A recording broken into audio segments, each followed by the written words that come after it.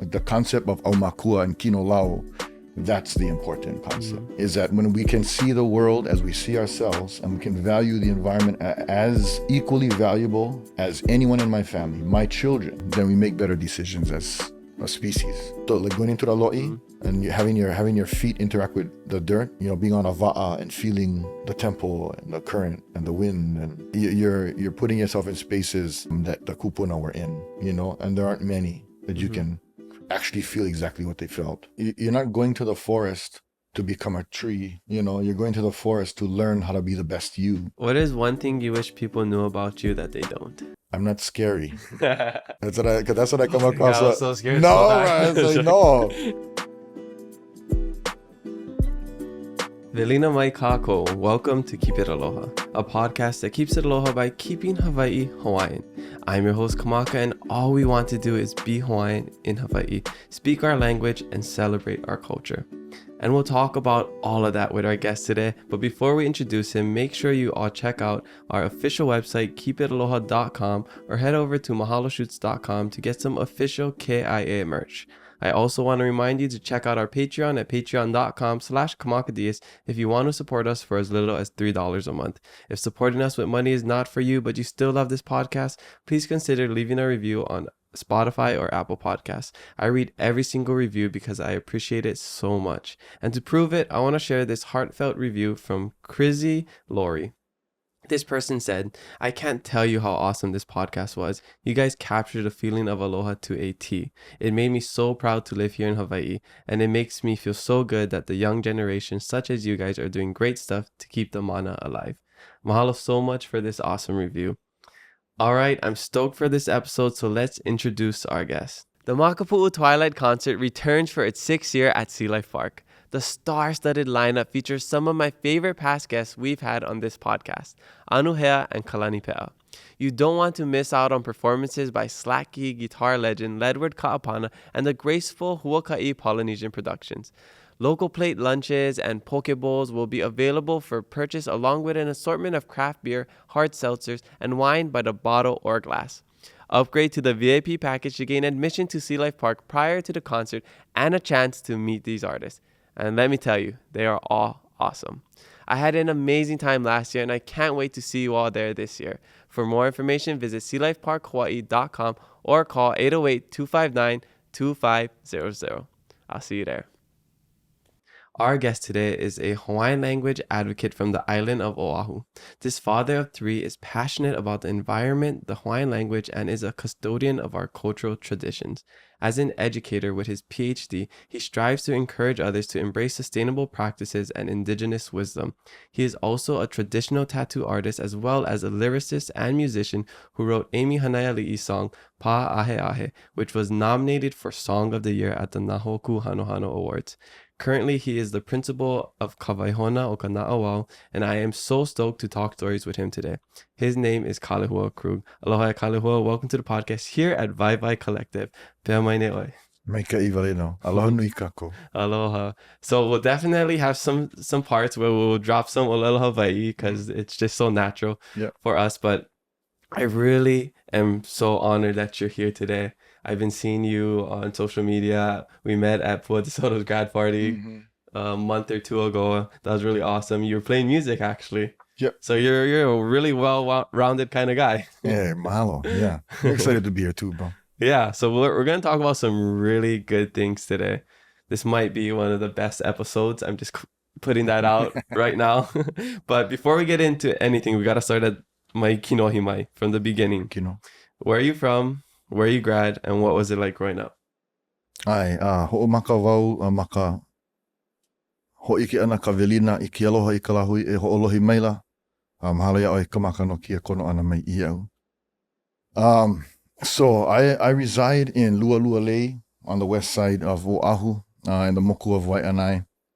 My family originates on my mother's side from the island of Molokai.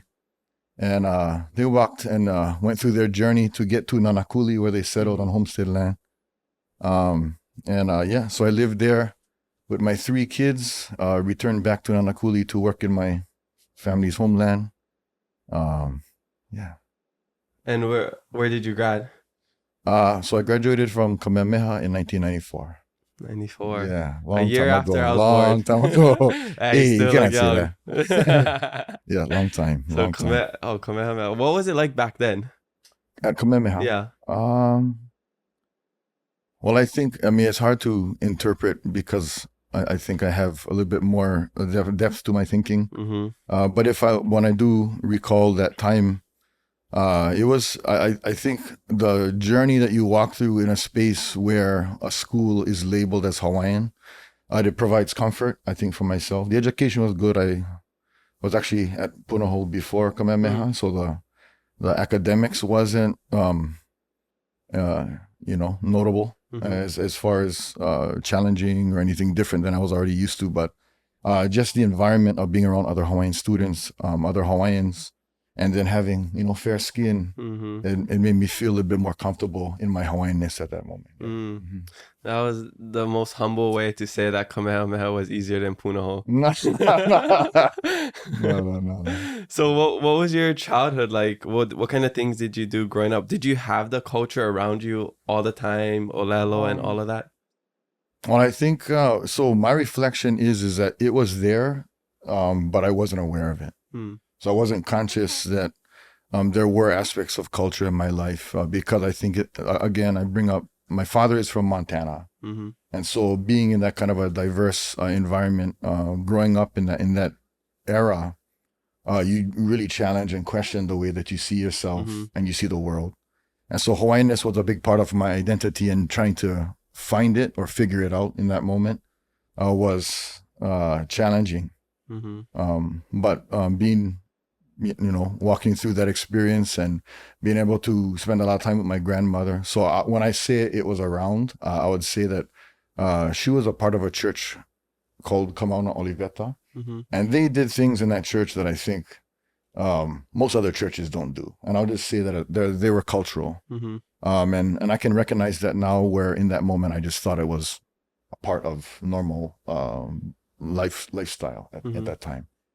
But she played an important role in that church, and it had cultural aspects, and there were a lot of lessons that she derived and shared with us from her childhood that connected to our family's antiquity, especially coming from Molokai. So I think it was there. The sermons were in Hawaiian, part of the time. And so being able to experience that, I think I extracted this intentional desire to want to enact my culture throughout life. And so that's where I say it comes from, my grandma. And my mom and dad were hard workers, so they were working long hours, so I was with my grandma a lot of the time. Oh, okay. Yeah, she just hanai'd you. Okay. And did you get into any sports or any extracurricular activities? Yeah, well, I ended up walked through a few sports, but eventuated in football. And so that's how I got myself through college as well. Oh, you played football? Yeah, so I got recruited started playing at San Diego State University. Oh, nice. And then during that time, my dad actually got diagnosed with a lymphoma, so I moved back home, played at UH, finished all my career here. Yeah. Wow. And then at what point in your life did you start to learn Hawaiian? Yeah, it was interesting. It was when I came home. When I came home from school, and I think, and if my family is listening, I apologize, but the Hawaiian side seemed to want to escape Hawaiianness, where my dad was, kind of, his view on the world was pretty sterile. So he could be like, hey, brah, seems like you like your language, and you connect to your culture. Why don't you go into that? It was easy for him to say because he had no, previously established issues or, problematic views of learning culture and learning language. So I followed his advice, started taking language, and the language, I picked it up quickly. I mean, it was just something that resonated in me. And then in the cultural courses and reading through our stories, it's like the stories pulled me through them. And so kept reading and kept researching, kept thinking and synthesizing all the cultural components, and got to where I'm at today, I think. I can totally see that. I can tell just by looking at you and watching some of the videos that you've have on YouTube and whatever, that mo'olelo is a big part of your life, and mo'opu ohau. I mean, your tattoos just tell a story right there. That's genealogy. Yeah. So I can see how it really just kind of pulled you towards the language, because what is culture without its language, right? Yeah. That's the foundation. Mm-hmm. And like for me, going through Hawaiian immersion school, I like to talk about it because I had everything. Yeah. It wasn't around. It was like my life. At home, my dad only speaks Hawaiian to us to this day. Hawaiian immersion from Punana Leo preschool all the way to 11th grade until I moved to Kaiser High School to play football. Because I wanted to get out of it. Yeah. It was oh, why do I have to Oli? Why do I have to stand in the Pico? Why do I have to do all these things? And normal, regular kids, the bell rings, they go to class, they hang out with their friends, they play sports. They don't have to finish late and bus down to Hilo High, go to practice late. All I wanted to do was play sports, Yeah. So I didn't realize it until later, and we'll get into that a little bit more. But going back to you and your journey of Hawaiian language, you learned as an adult, which is hard. A lot of people are intimidated to learn as an adult because you have so many things going on, so you just came right from college, so that's a pretty good time, but there are people who are trying to learn when they already have kids, they have jobs, they got so many things to do, too many kuleanas. So how did you really make it a priority in your life? Because that's what it comes down to, making things a priority and having an interest. And you had a real inherent interest in learning the language. Well, everything kind of boils down to trying to figure myself out. And so when you do that deep dive into yourself and kind of pinpoint what are the aspects of me that I gotta work through. One of them was identity, and then identity had cultural identity and ethnic identity, and the linguistic identity that I was carrying. How was I raised to speak, and what were the words saying in that moment? And so, Olelo actually was one of the things that when I started learning, I could feel changes taking place in me. It was kind of what I was looking for. So. When you feel those changes occur, that becomes a catalyst that actually pulls you like a magnet through the process, because it's answering questions that you never knew you had. And so you're always generating new emotions and new ways of seeing the world just by learning our language, but also learning an ideology or a worldview that was stolen from us. So that's part of the richness of that moment, and how Olelo and culture was actually, I didn't have a choice. It was pulling me through that I couldn't think of anything else. Yeah. That's so interesting. And you said a keyword, stolen from us. When, at least for me, speaking anecdotally, when I was young, I didn't really feel the gravity, the weight of like our language being stolen, our culture being ripped away, because I didn't grow up with Hawaiian grandparents. Like nobody told me the stories of them getting beaten and not being able to hula and whatever. My grandma's Korean, she got her made her Korean skincare on and stuff. So, that was my childhood, with her robe and her hair stuff, like the little rolls in her hair. That was my childhood. So I wasn't, even though I had the culture in school and then through the language, I was more close to the language and the culture itself. And when I was in, again, going back to when I was in Hawaiian immersion school, I didn't really care about the stories like Umialiloa and Punia and all these Hawaiian mythology stuff, because I also grew up Christian and going to New Hope, so everything else just was in one ear out the other. And it wasn't until I became an adult and traveled the world, learned about other cultures, and I began to form my own kind of way of thinking and open my mind to other things. It wasn't until then I really gained the appreciation of what I had, and then how this trauma stuck with us as Hawaiians, regardless if I knew it or not. Because all the things that they taught me at Nā Hōkū Hanohano, it was instilled in me, whether I like it or not. The simplest thing would not stepping over somebody to take their mana, right? Certain things I'm just it's just, I can't not think of that, because it was drilled into us. And that's the goal. Yeah, that's yeah. the goal, And man. now, so you're an educator. You're the principal at a Hawaiian Charter School. So we have different perspectives. Yeah. You know, me seeing you as a Haumana, if I was a student, I'd be so intimidated. I'm sure all your Haumanas are so intimidated. You're like the cool, not all of them. You're Yeah, like, not all of them. some of them little kolohe. Yeah, well, the little ones don't see what status older or, people yeah. see. Yeah. Yeah. So do you feel like being an educator, the position you're at, you can really make an impact from that position and really instill this kind of knowledge and pride into the kids at school right now? Yeah. Well, yes, I believe it. But whether I believe it or not is irrelevant. It's because it's a process, and we have to walk through the process. As a people, I can't, in my own realm of understanding, I can't see any other way to try to address and be proactive while reacting. And that's kind of a concept that I carry everywhere I go, is that we cannot just respond to stimulus. We have to be able to generate new stimuli. We have to reshape reality. And so reshaping reality means instituting educational programs that insert what you learned at Nā Hōkū Hanohano from birth to 8 years old, because that's the time frame that the brain is developing, and all your orthographic information, your worldview, everything is just being shaped and helping you to learn how to engage with the world. And so it's a really critical period. And in that critical period, if you insert language, if you insert cultural, for me, it's not, and I'm not saying the details of our culture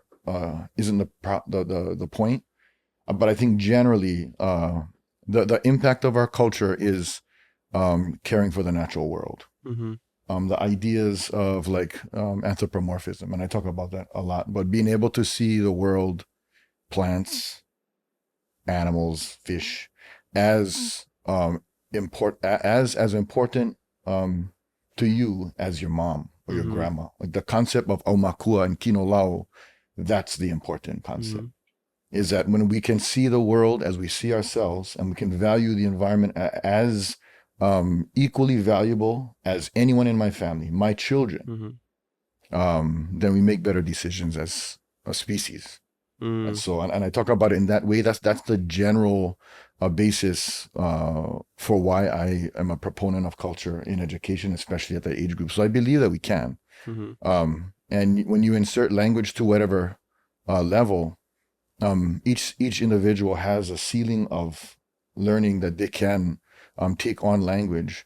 About language provides us, whether you're fluent or not, whether you have the highest vocabulary count or not, whether you got your grammar set or not.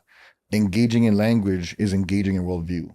Engaging in language is manifesting the Hawaiian indigenous ideology, and that's the point, because over time, it doesn't matter who you pray to, it doesn't matter what language you speak, it doesn't matter who you identify yourself as. What matters is that you're enacting behaviors and making decisions that continue to keep Hawaii in a place in the way that we found it. In fact, better than we found it, and that's the ideology. So that's what the educational space is for. I want our language to live, but that's not the terminal limit of what education needs to be doing. Learning language shapes thought, and I want to reshape how we think and the thoughts that we generate. That's interesting, because we want to look, nana ikekumu, look, to the source, look to our kupuna for that knowledge, that ike. But we live in such a modern world where we have so many different influences, and I believe, we're at a point where it's necessary to bridge the gap. That's what I'm trying to do as like a modern Kanaka. Because I feel like there are some people who are too traditional, and then they're too forward thinking, So I feel like we're really trying to find our identity and like figure out who we are as Kanaka these days. Like, how do we balance everything out?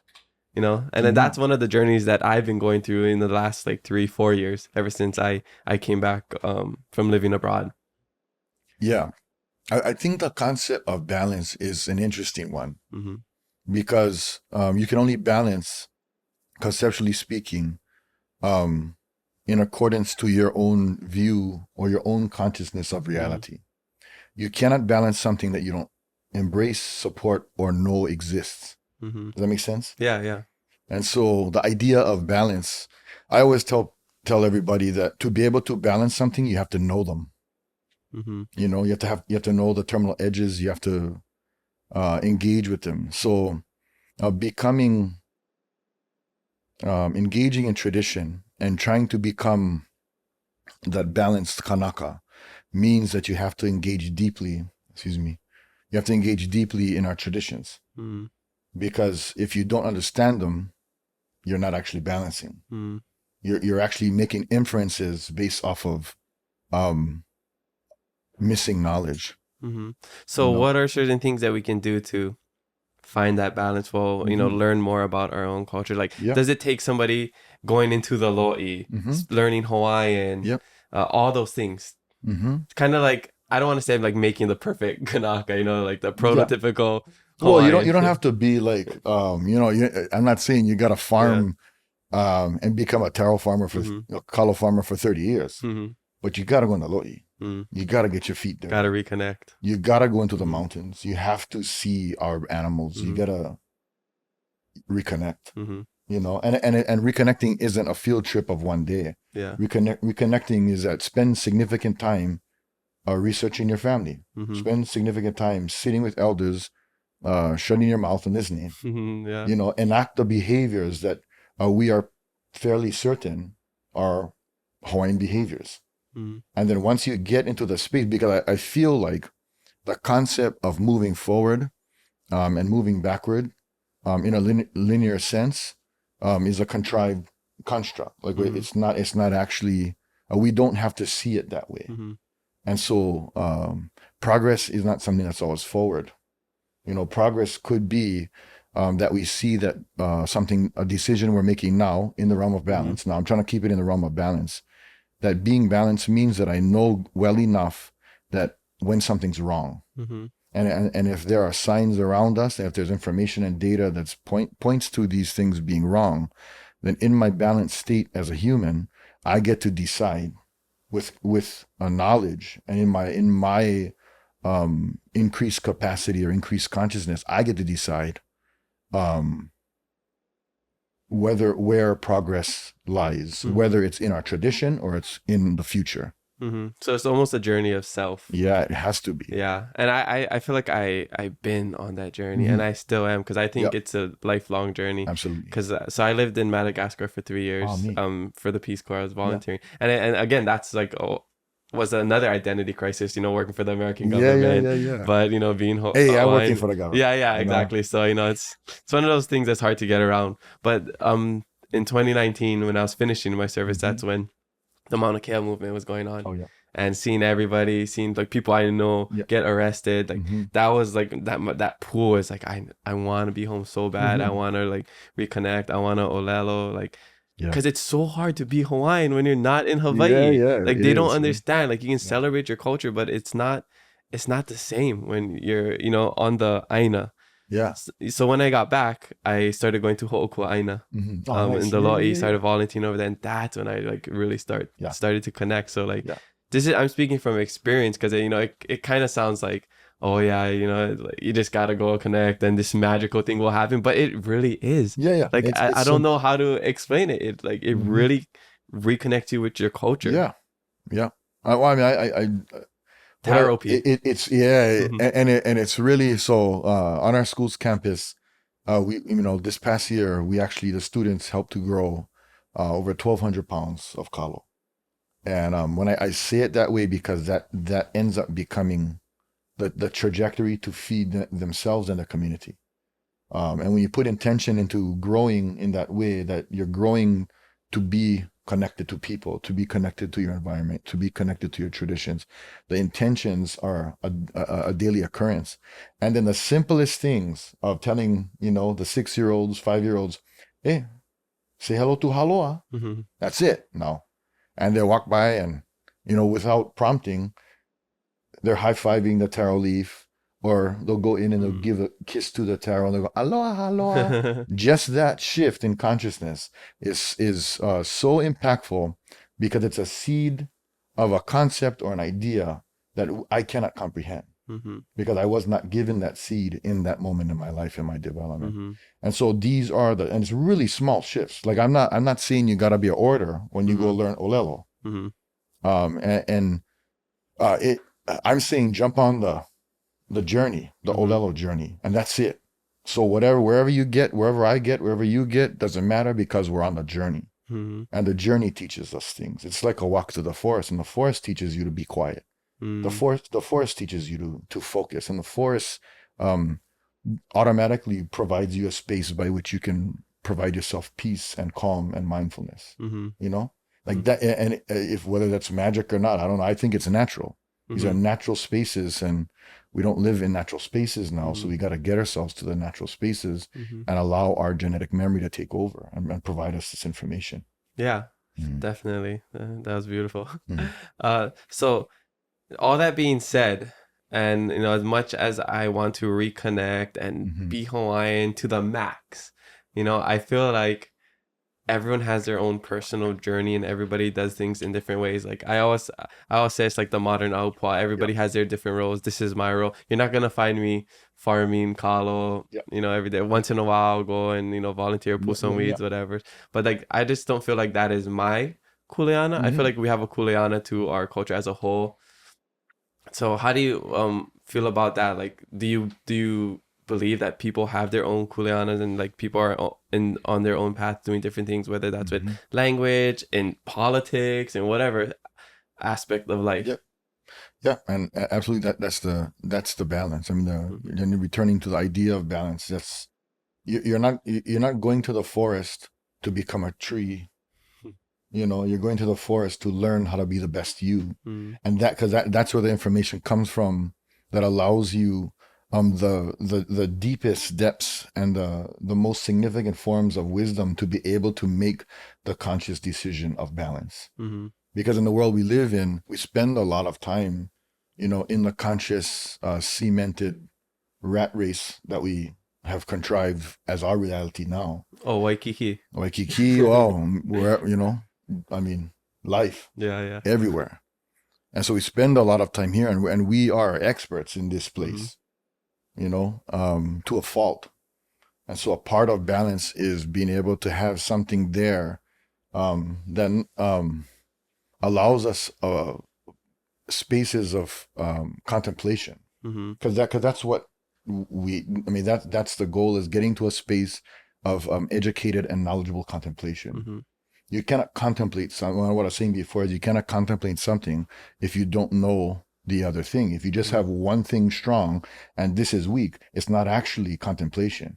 That's going to win every time. So you have to get the other side, and that's what schools like Waihona are trying to do. It's I call it an environment or a space of opportunity. Is that you have the opportunity to learn your language, you have the opportunity to learn your ways and your beliefs and your values, you have the opportunity to understand the behaviors that built the paradise that we inherited, named Hawaii. You have the opportunity to learn that.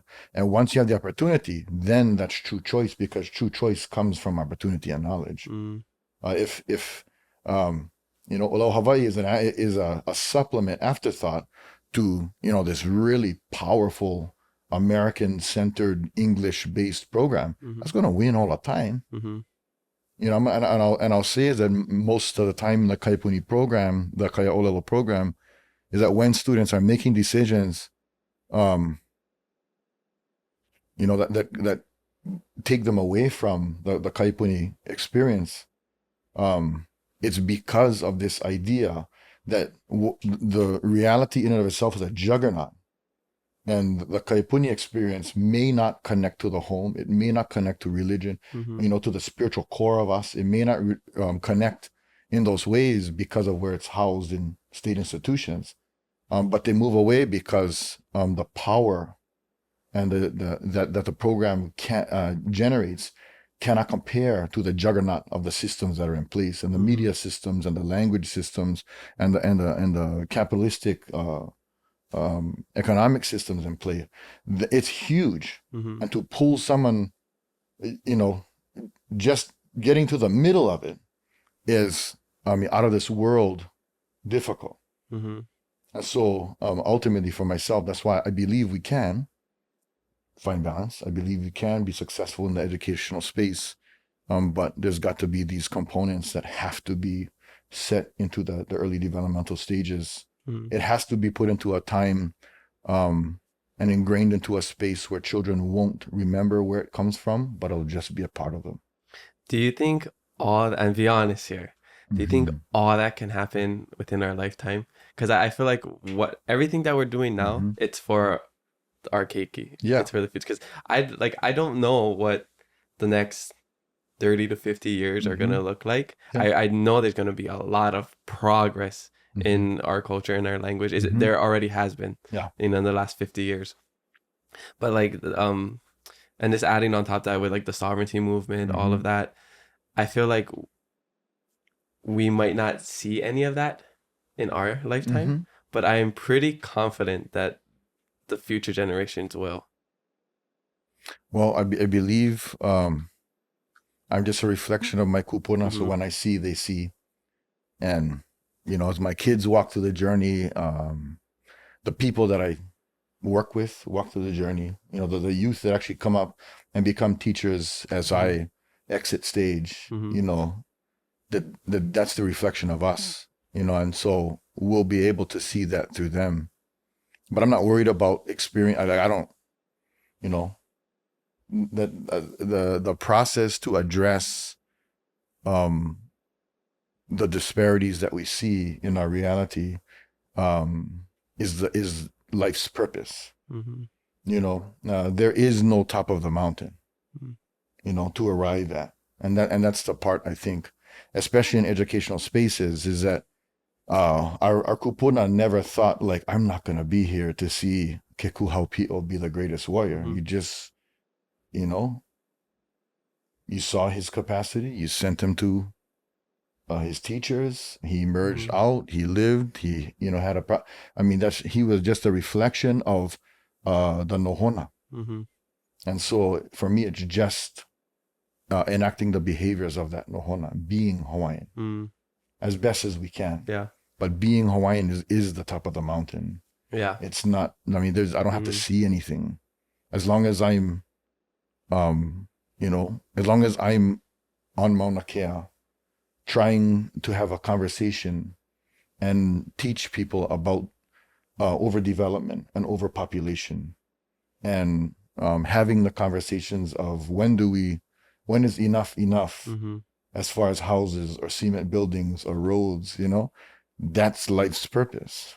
It's not about seeing all the telescopes dismantled. I don't need to see that, but I need to be a part of a process, sticking up for our values and sticking up for these ideas of ecological sustainability, interspecies violence that we enact just through living, just through being us. We send birds to extinction. Yeah. And we're not mean to, but that's the goal, is enact for myself. It's enacting another story. I was taught a story of dominion. I was taught a story that the world was made for us and we were made to rule it, but that ain't true. And so I had to learn other stories and begin to live by other stories. Yeah. Because we all live by stories. Yeah. And now so is your mindset now more like Heli Kaina Hekawa Kekanaka?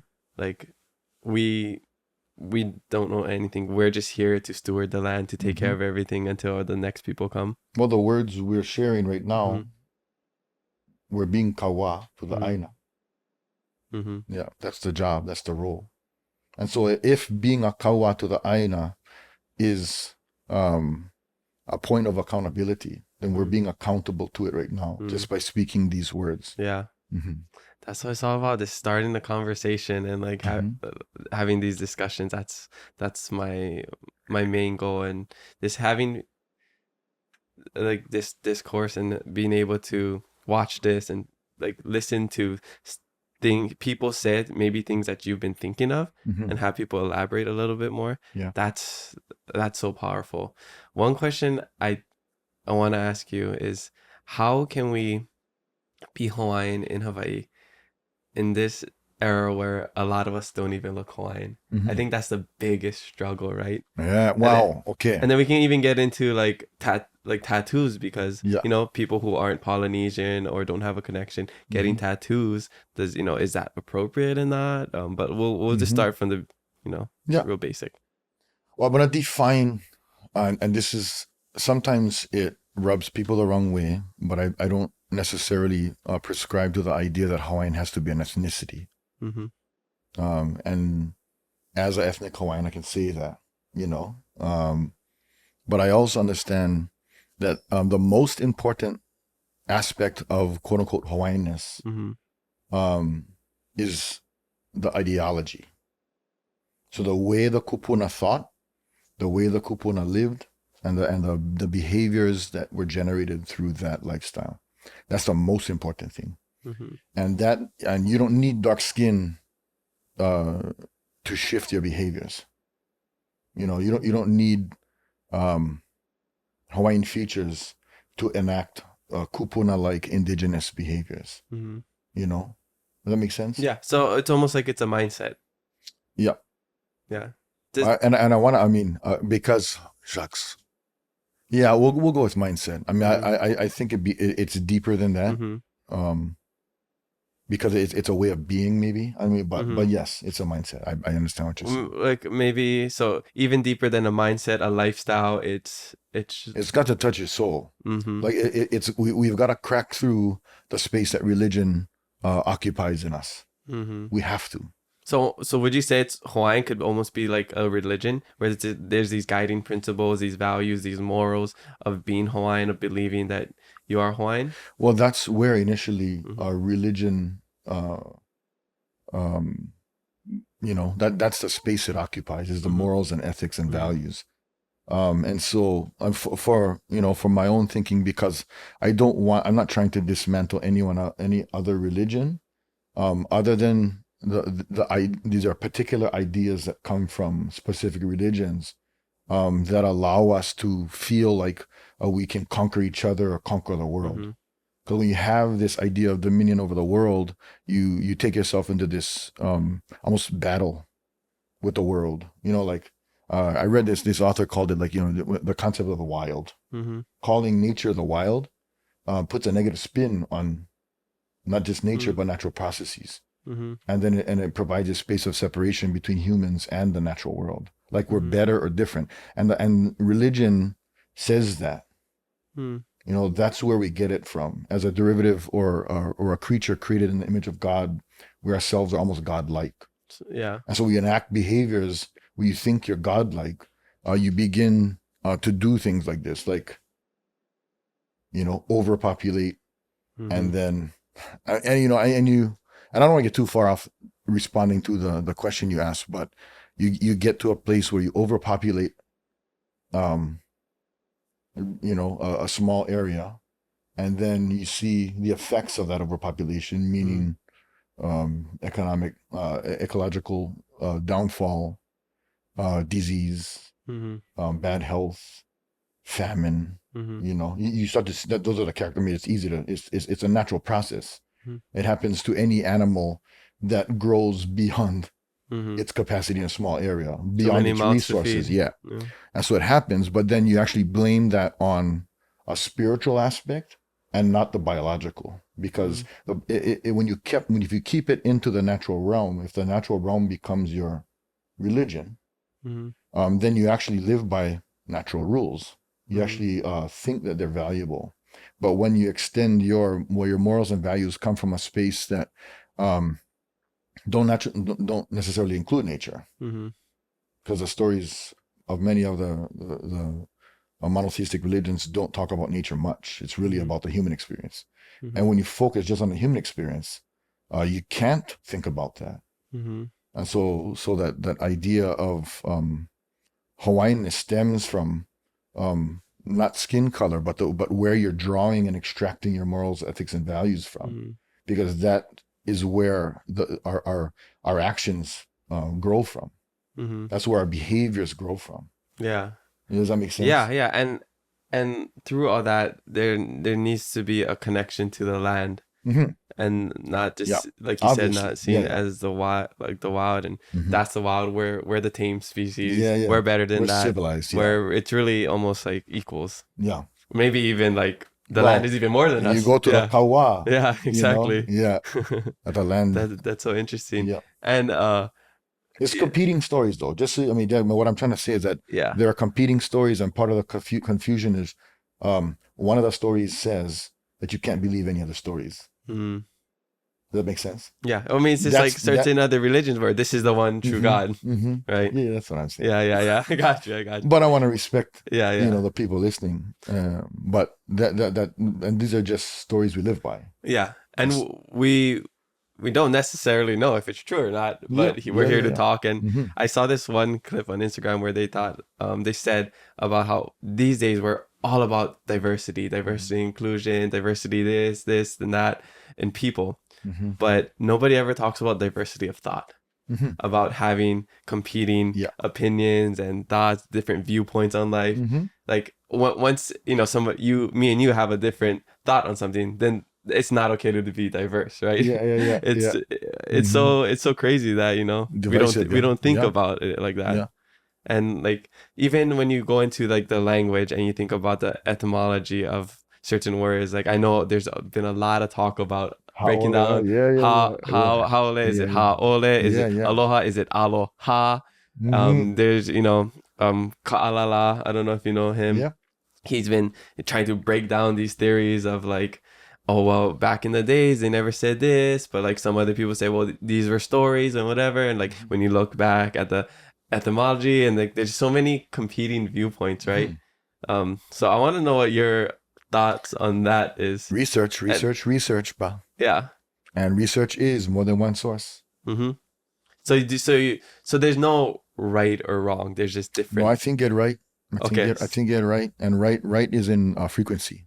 Okay, so whatever story is, I guess, most popular, most frequent. So not necessarily popular, just frequent. So can you expand on that a little bit? Well, okay. You go to the word haole. Mm-hmm. It exists in chants, and then the chants are passed on for generation after generation, mm-hmm. and the pronunciation is passed on in the chant. Mm-hmm.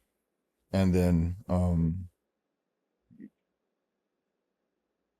that's one source. Mm-hmm.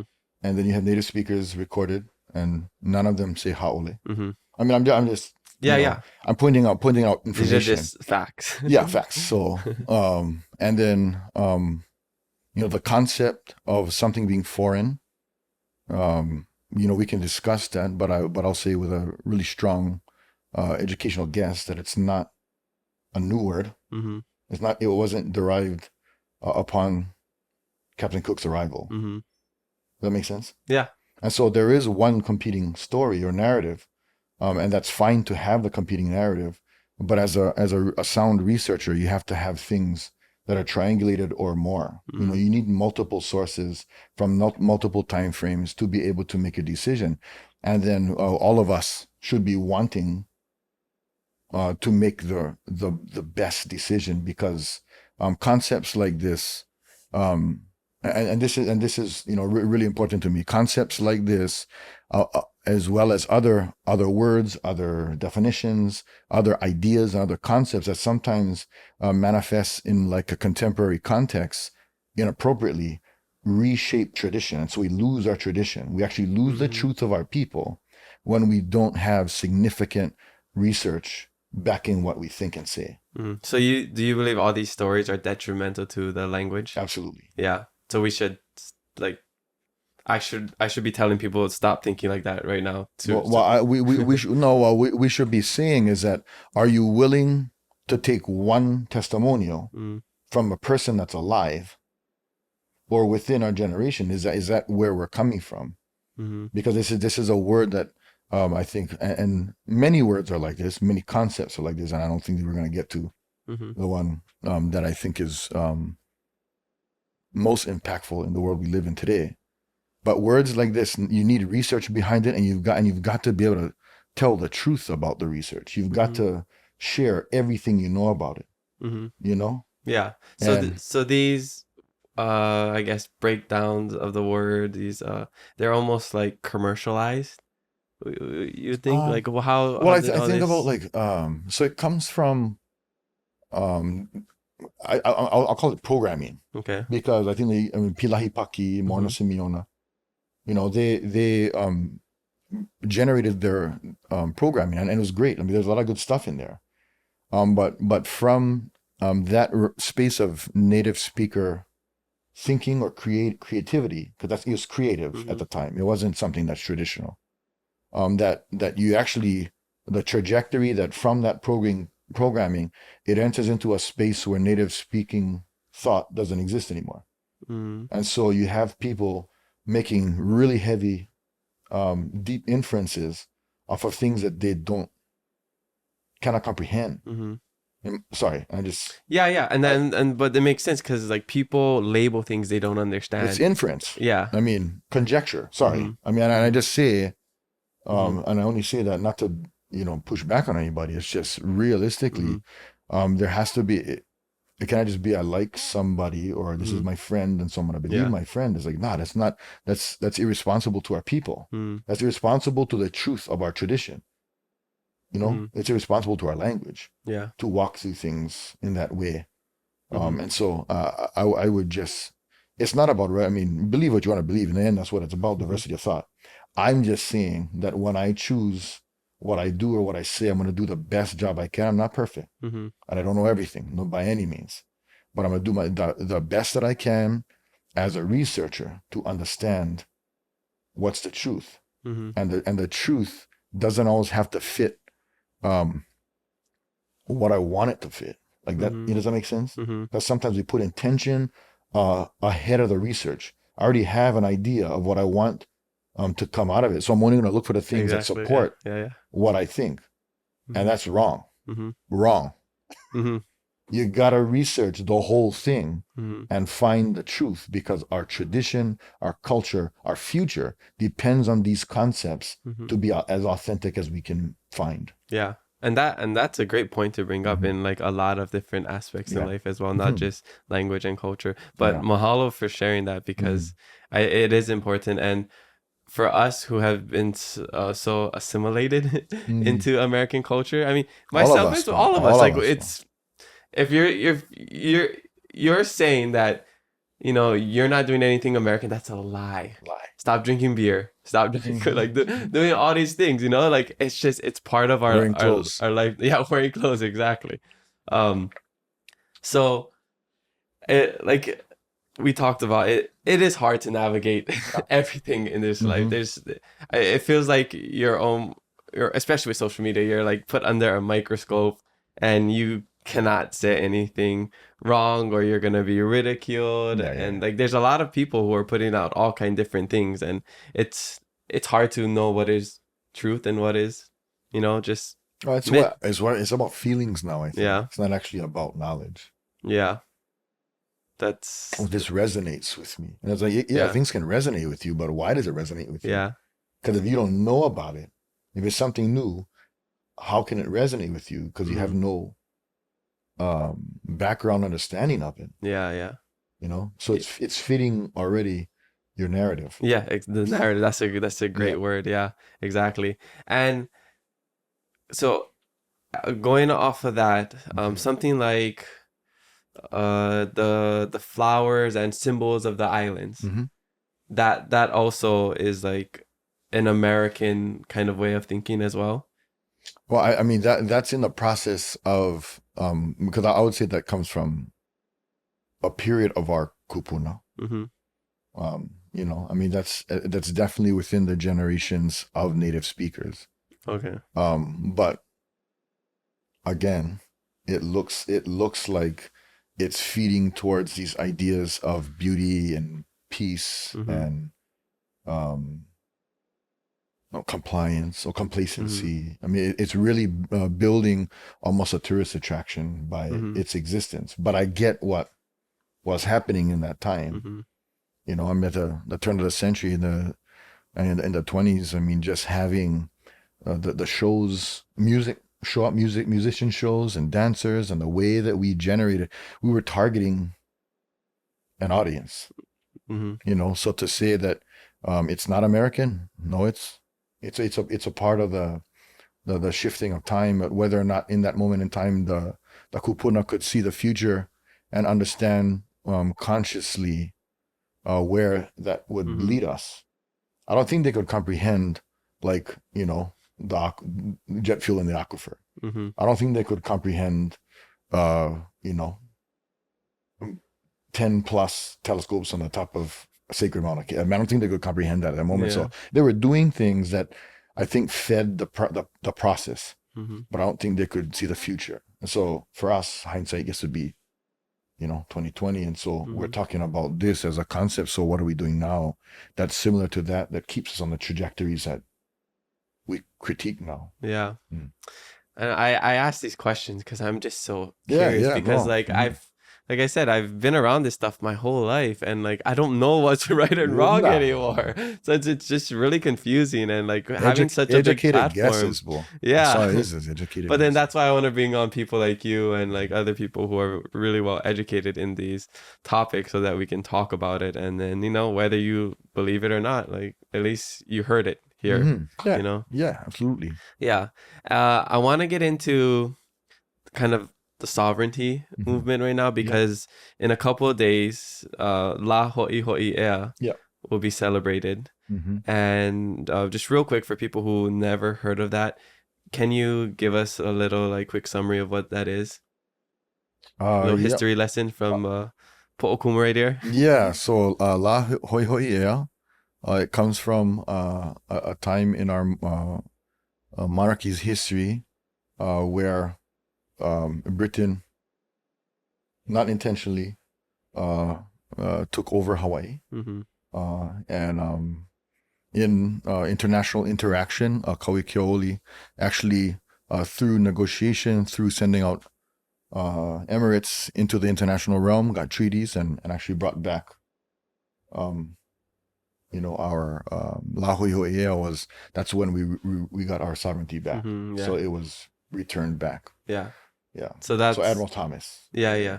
So Ho'i means to return, and Ea is like the sovereignty. So that's why we celebrate it, because I think people get it confused. Even myself at one point was getting it, as the Independence Day. Yeah. So it's two separate things. This is kind of just like a mini overthrow, I guess. I'm just trying to put it in simple terms. And then like they're like, hey, that guy can't do that. And then they're like, oh, sorry, send somebody, let's fix it. And now we got the sovereignty back. And then, but it's really important though, because what the strategies Kauikeoli employed at that time, that's what Lili'uokalani did. And you know how that ended. So but it didn't work. Okay, so it was similar to when the 1893 overthrow, but it's just the result was different. Well, she was using the idea of, okay, I'm gonna give away my role right now, put it on hold, not release it, excuse me, but cede to what was happening, you know, so that her people didn't have to die in war, which we could talk about. But so that she was looking for the peaceful international way to deal with it. And it was because I think that's the conversation that I think Americans should have with themselves, is why did it work with Britain and not with America? What are the ideological differences between the two nations that allowed it to happen? Because then that's interesting. With the overthrow, so she wrote letters. She did the same thing. Wrote letters, sent people, you know. And then the changing of the presidency, that McKinley had a completely different ideology in Cleveland. So in that space, you see ideology take over. And so because I mean the United States for annexation, especially, the United States couldn't find the 2/3 majority.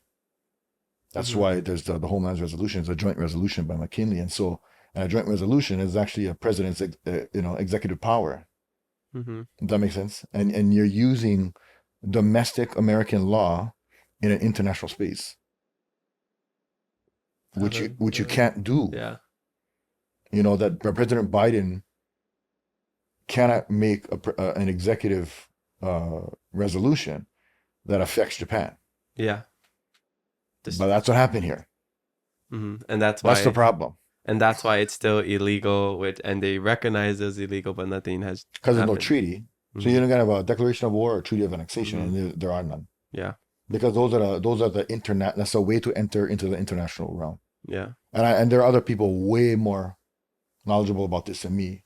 But of what I know for myself is that treaty of annexation, declaration of war, and that takes 2/3 vote for the U.S. Congress, and it didn't pass. I had Leon Su on the podcast. Okay. Uncle Leon, so educational. That was amazing. And he talked about the usurpation, how it's really a usurpation, not like occupation. Yep.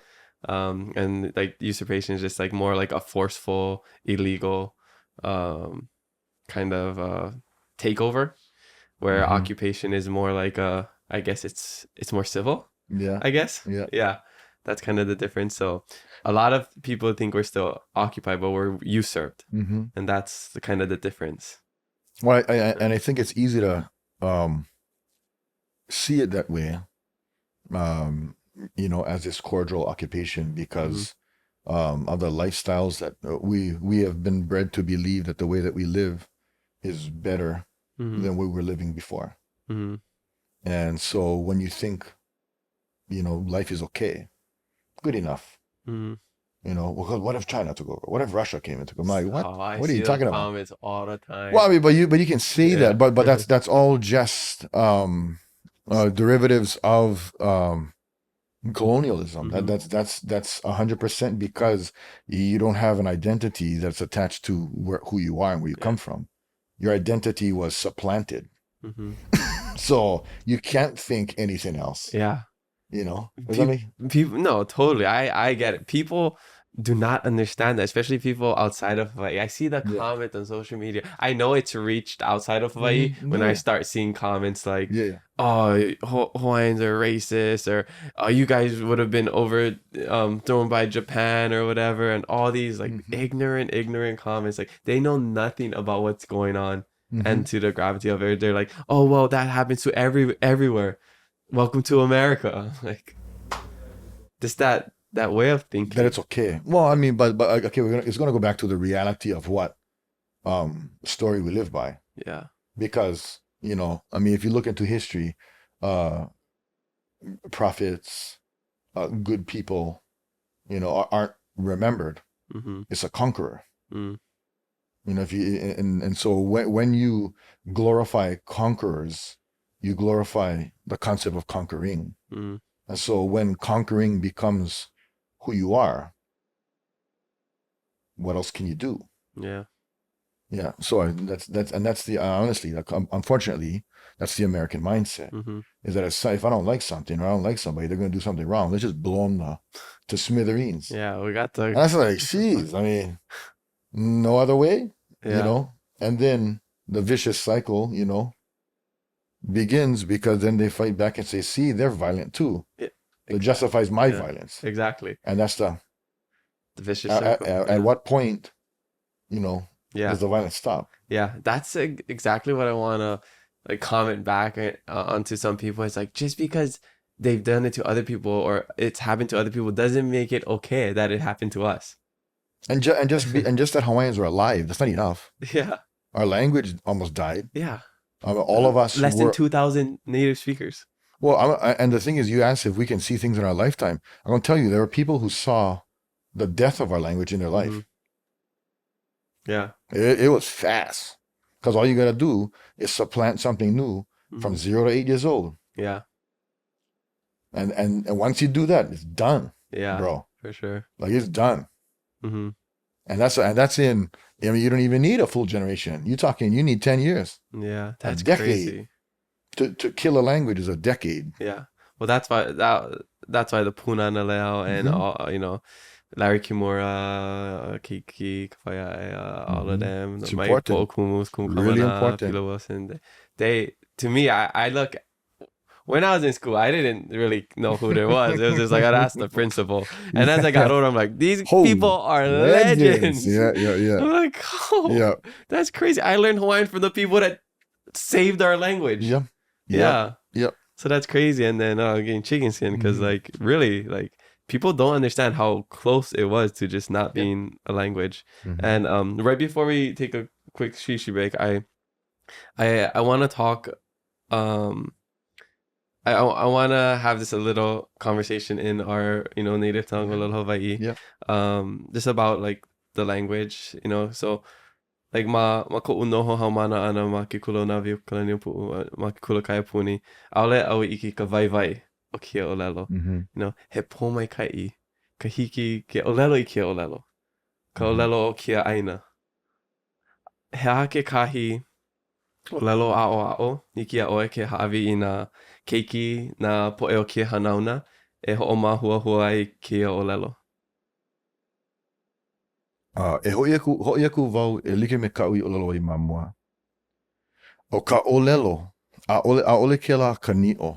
Ale ke la o ka ni'o o kahi e hoi aku wai, ka pauhopu nui o kalahui. He ke e hina ia. No leila, ina hiki a kako ke vevehe, I ka ni'o, ka loli ana o ko kako kuana ike. Loli mali.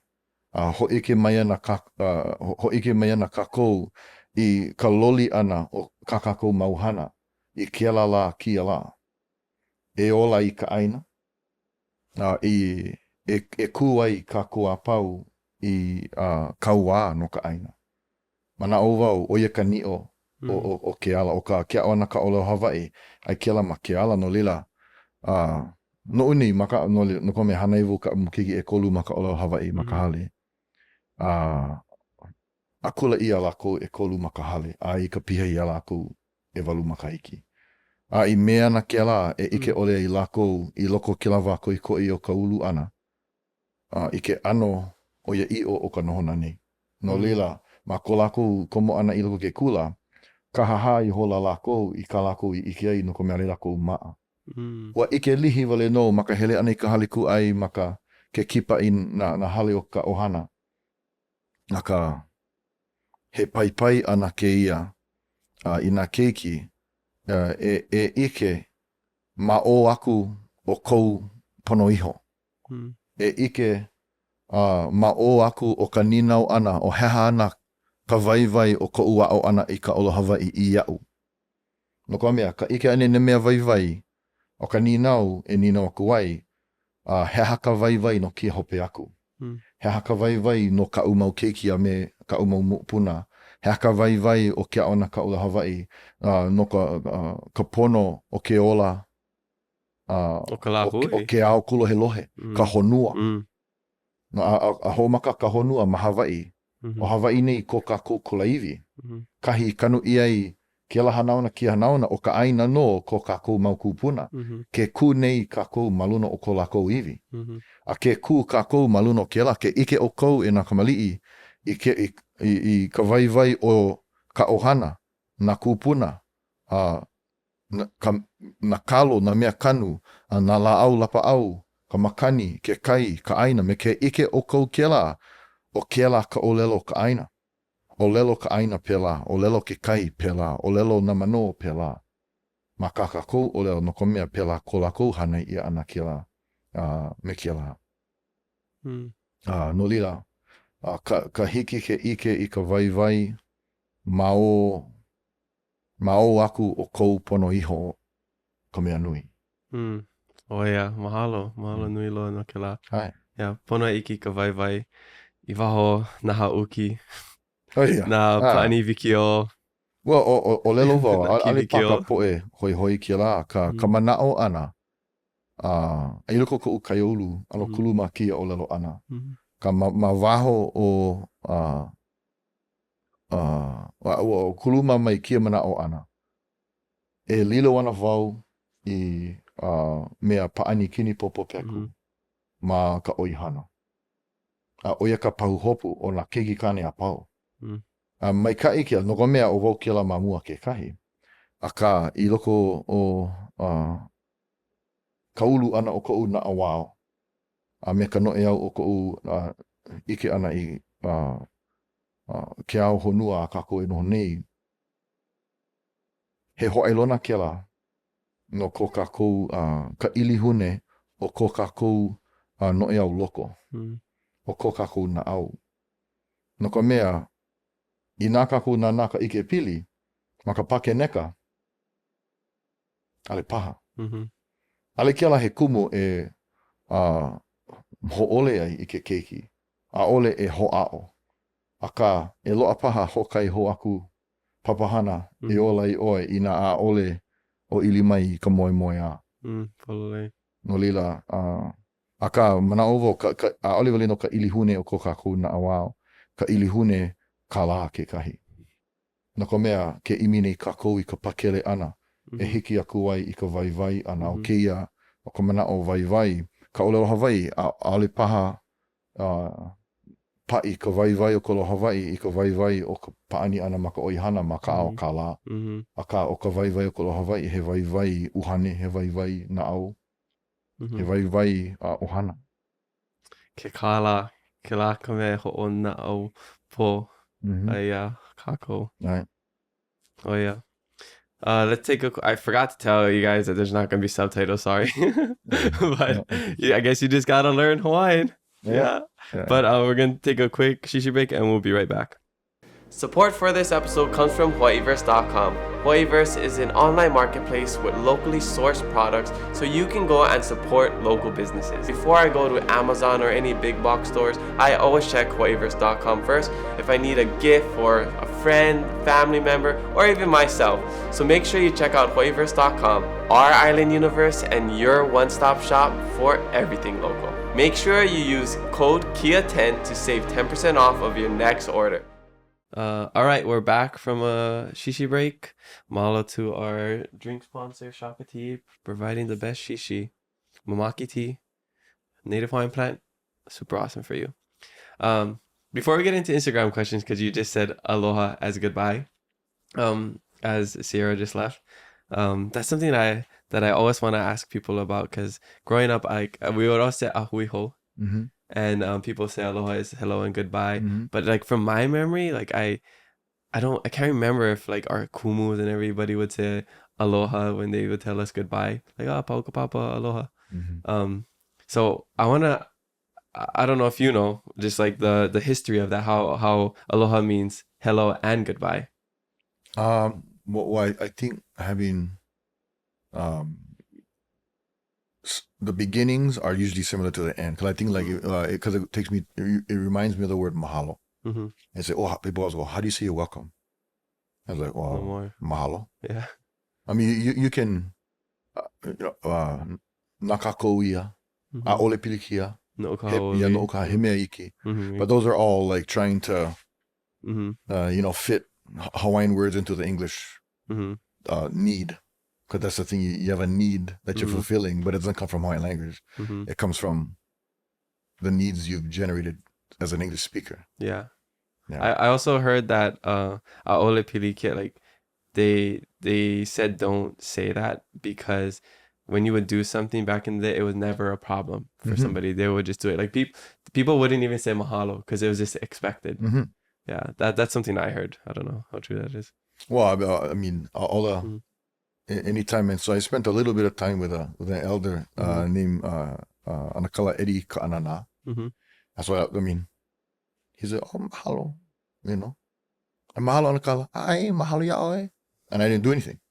I was like, "What are you saying? Thanking me for thanking you?" Whatever that is. But I mean, I just call it like bookending. I think because it's how you open is how you close. And I think even like we're talking about or oratory or giving a ha'i olelo, is that generally the beginning you cycle back to concepts. In a Hawaiian Polynesian way, you're generating these concepts, and then it's creative to take what you use in the front and kind of close up in the back with the same thing. So it's returning to the source.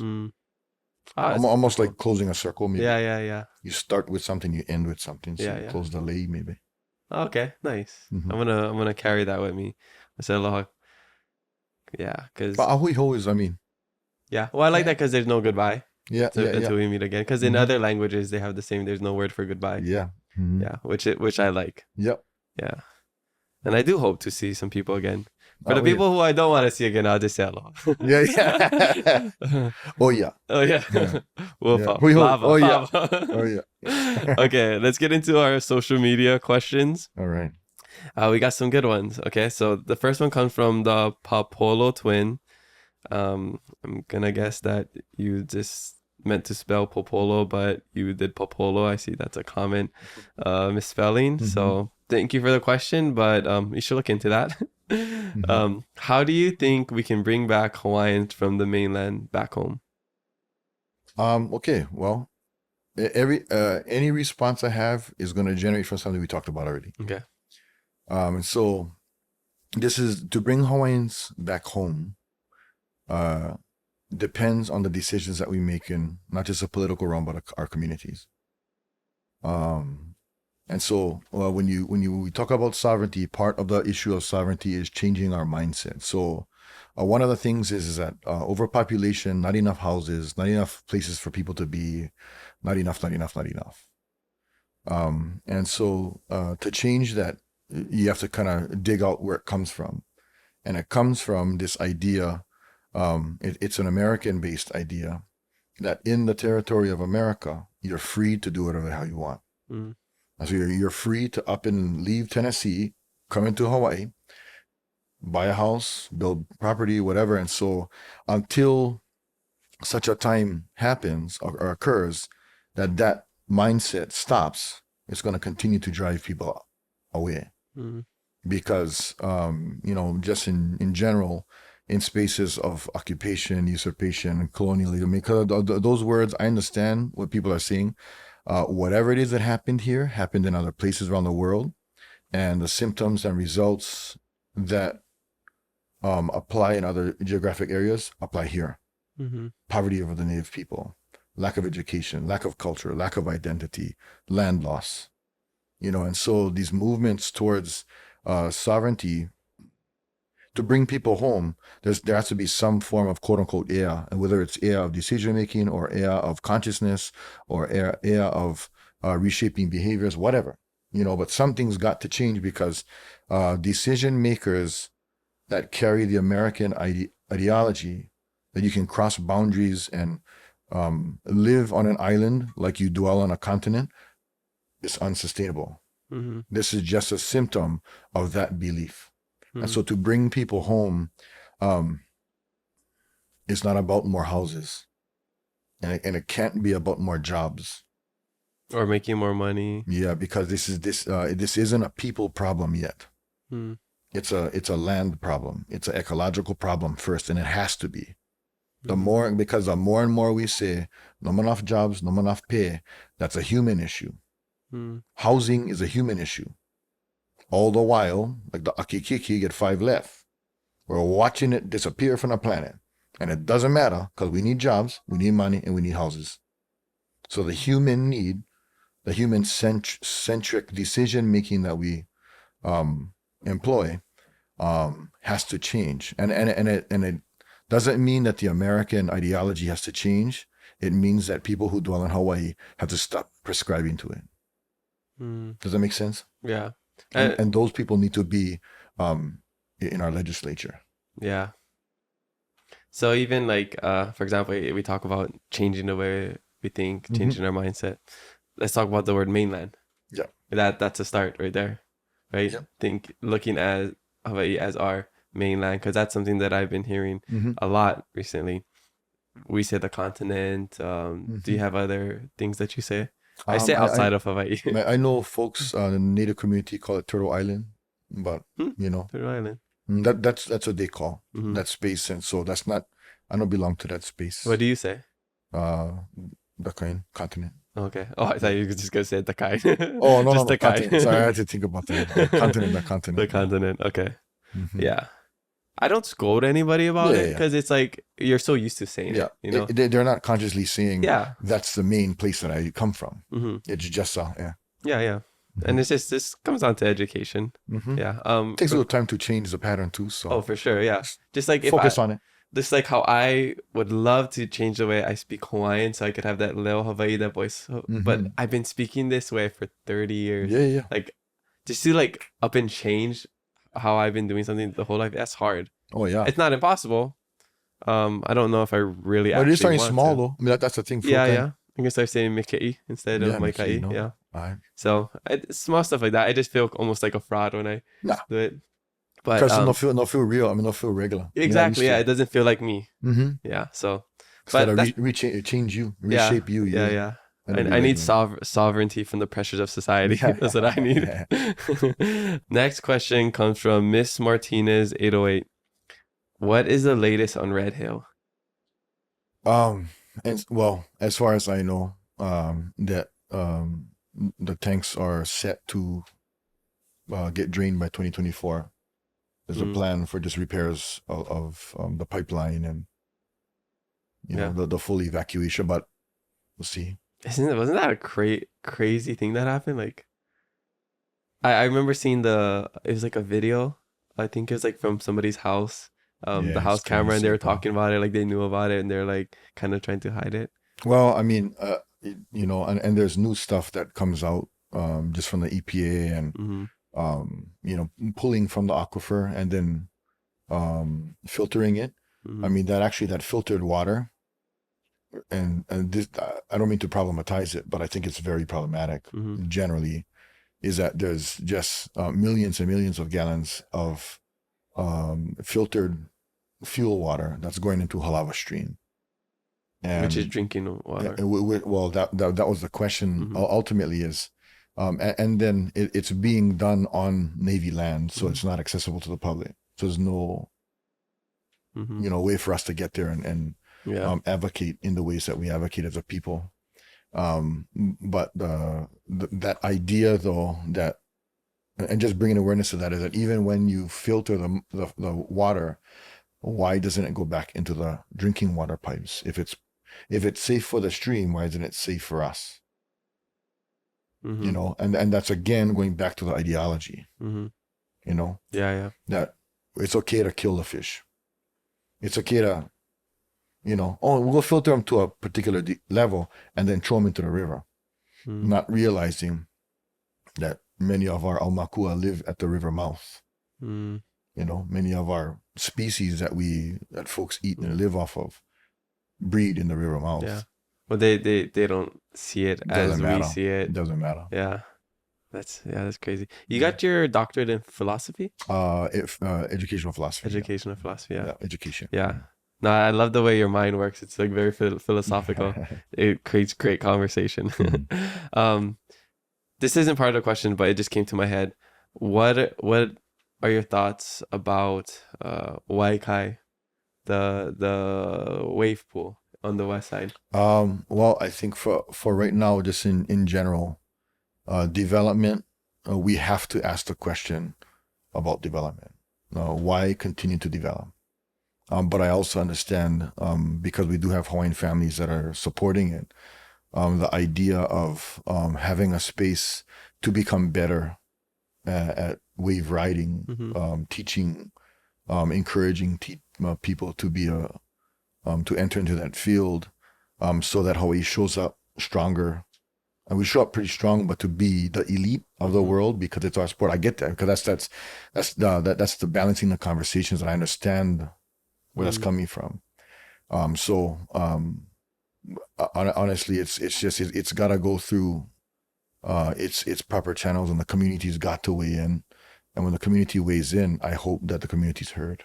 You know, to the level that communities aren't heard right now.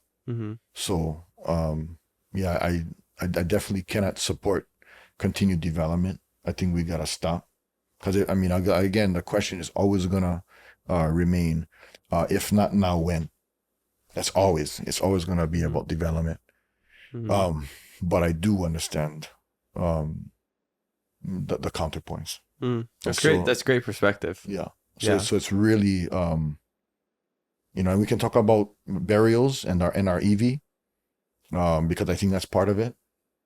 And I think that's still, not to rub people listening the wrong way, but I think when we think about our EV, it's still actually human-centered. It's about us again, and the practices of our kupuna to put EV into the land is like a ho'onalo. It's like the returning to the land, so the EV actually becomes a kula EV. It becomes land. It becomes aina. So there's, and I'm just saying off of traditional ideology as far as, when I walk myself through what would a kupuna do or say.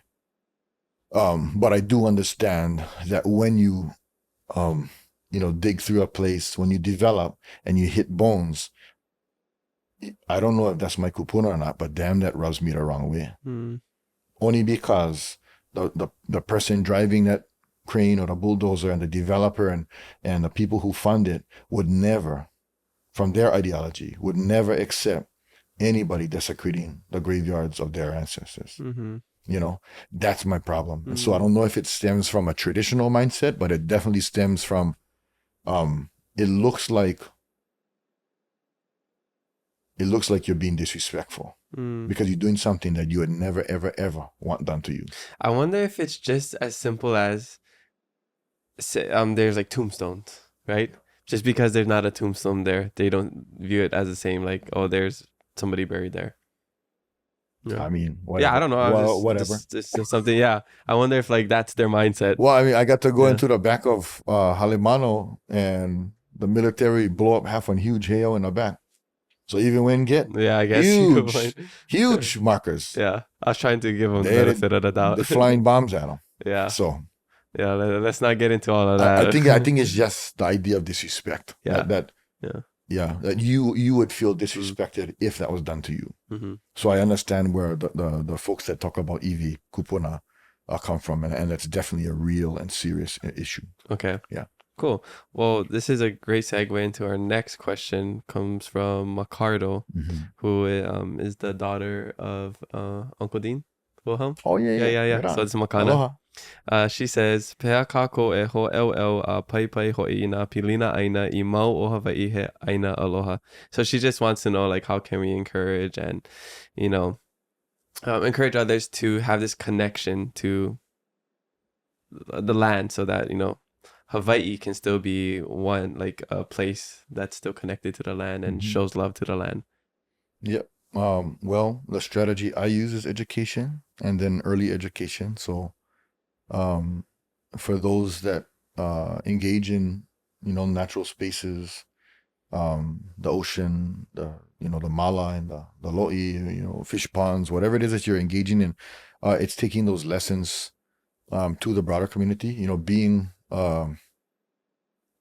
entering into educative spaces and processes to teach that, to share that, and then to build community and build relationships in a significant way to bring people to you and bring people to the land, because their programs are great, and we need more of those programs, because the people that run and work through those programs, as they come out and they enter into wherever their professions are going to be, their decisions are shaped by those experiences.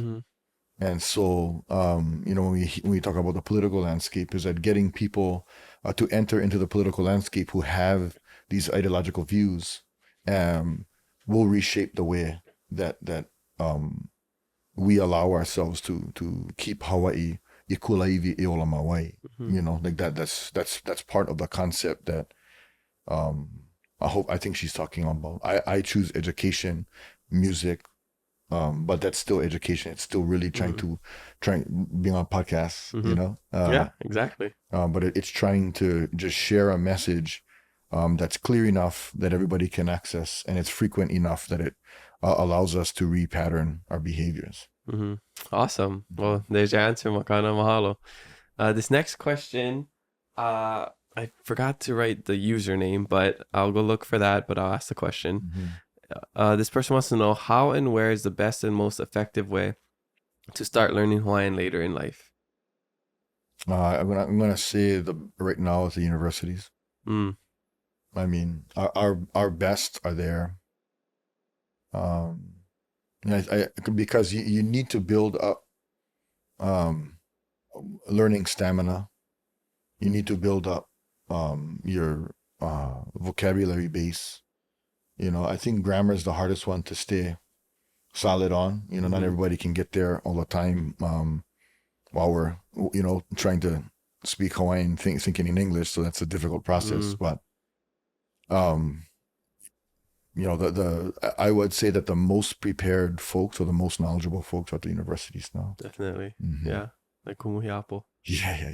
That was my teacher in high school. He's like the smartest guy I know. I haven't seen him in years, but I swear, like brilliant. So smart. Yeah. Educator. Does a lot for our people. Definitely. Okay, so that one came from Patrick Machado Jr. So mahalo, Patrick. I hope that answers the question. Yeah, I think so. I mean, okay, but let's just say somebody doesn't want to take the college route, or cannot afford it. I get it. Yeah. Because that's real. I mean, I think you have go look for community classes because there are free community resources. Yeah. And I think I think it was it Kulaivi? Because I look at the Akela. Oh. Yeah. I think so. Closure. There's a couple I see online. I forget the name, but I know that's on YouTube still yet from like early 2000s, maybe in the 90s. And those classes are great. I mean, she was a catalyst for a lot of growth too. Awesome. I think she'll teach on ILCC. I'm not sure. She wasn't a kumu of mine, but a beautiful person and wonderful teacher. Yeah. And those are on YouTube. So I think if you follow them in sequence, you might. You can pick up a few things. Also, e ho'opili mai Kahanuola Solatario, he's a teacher at Kamehameha. He does free classes on Tuesdays. I don't know how often they are, but I'm pretty sure they're pretty often, like maybe quarterly or something. And I'm actually not in like that space. The Hawaiian. I'm not. Being a principal's quite busy. Yeah. So don't ask him to teach you. Go find some other people. You got his 3 kids already. Yeah, man. Yeah. Your youngest just graduated from high school. And was that your daughter that gave like that speech in Hawaiian? Yeah. So she was valedictorian. At Waihona High nice. School. Wow, congrats! That's so amazing. I remember seeing that. This is like a viral video. I didn't know that was your daughter. I think I might have seen you post it. Yeah, Lilia Pao. Oh, awesome! What is she gonna do now?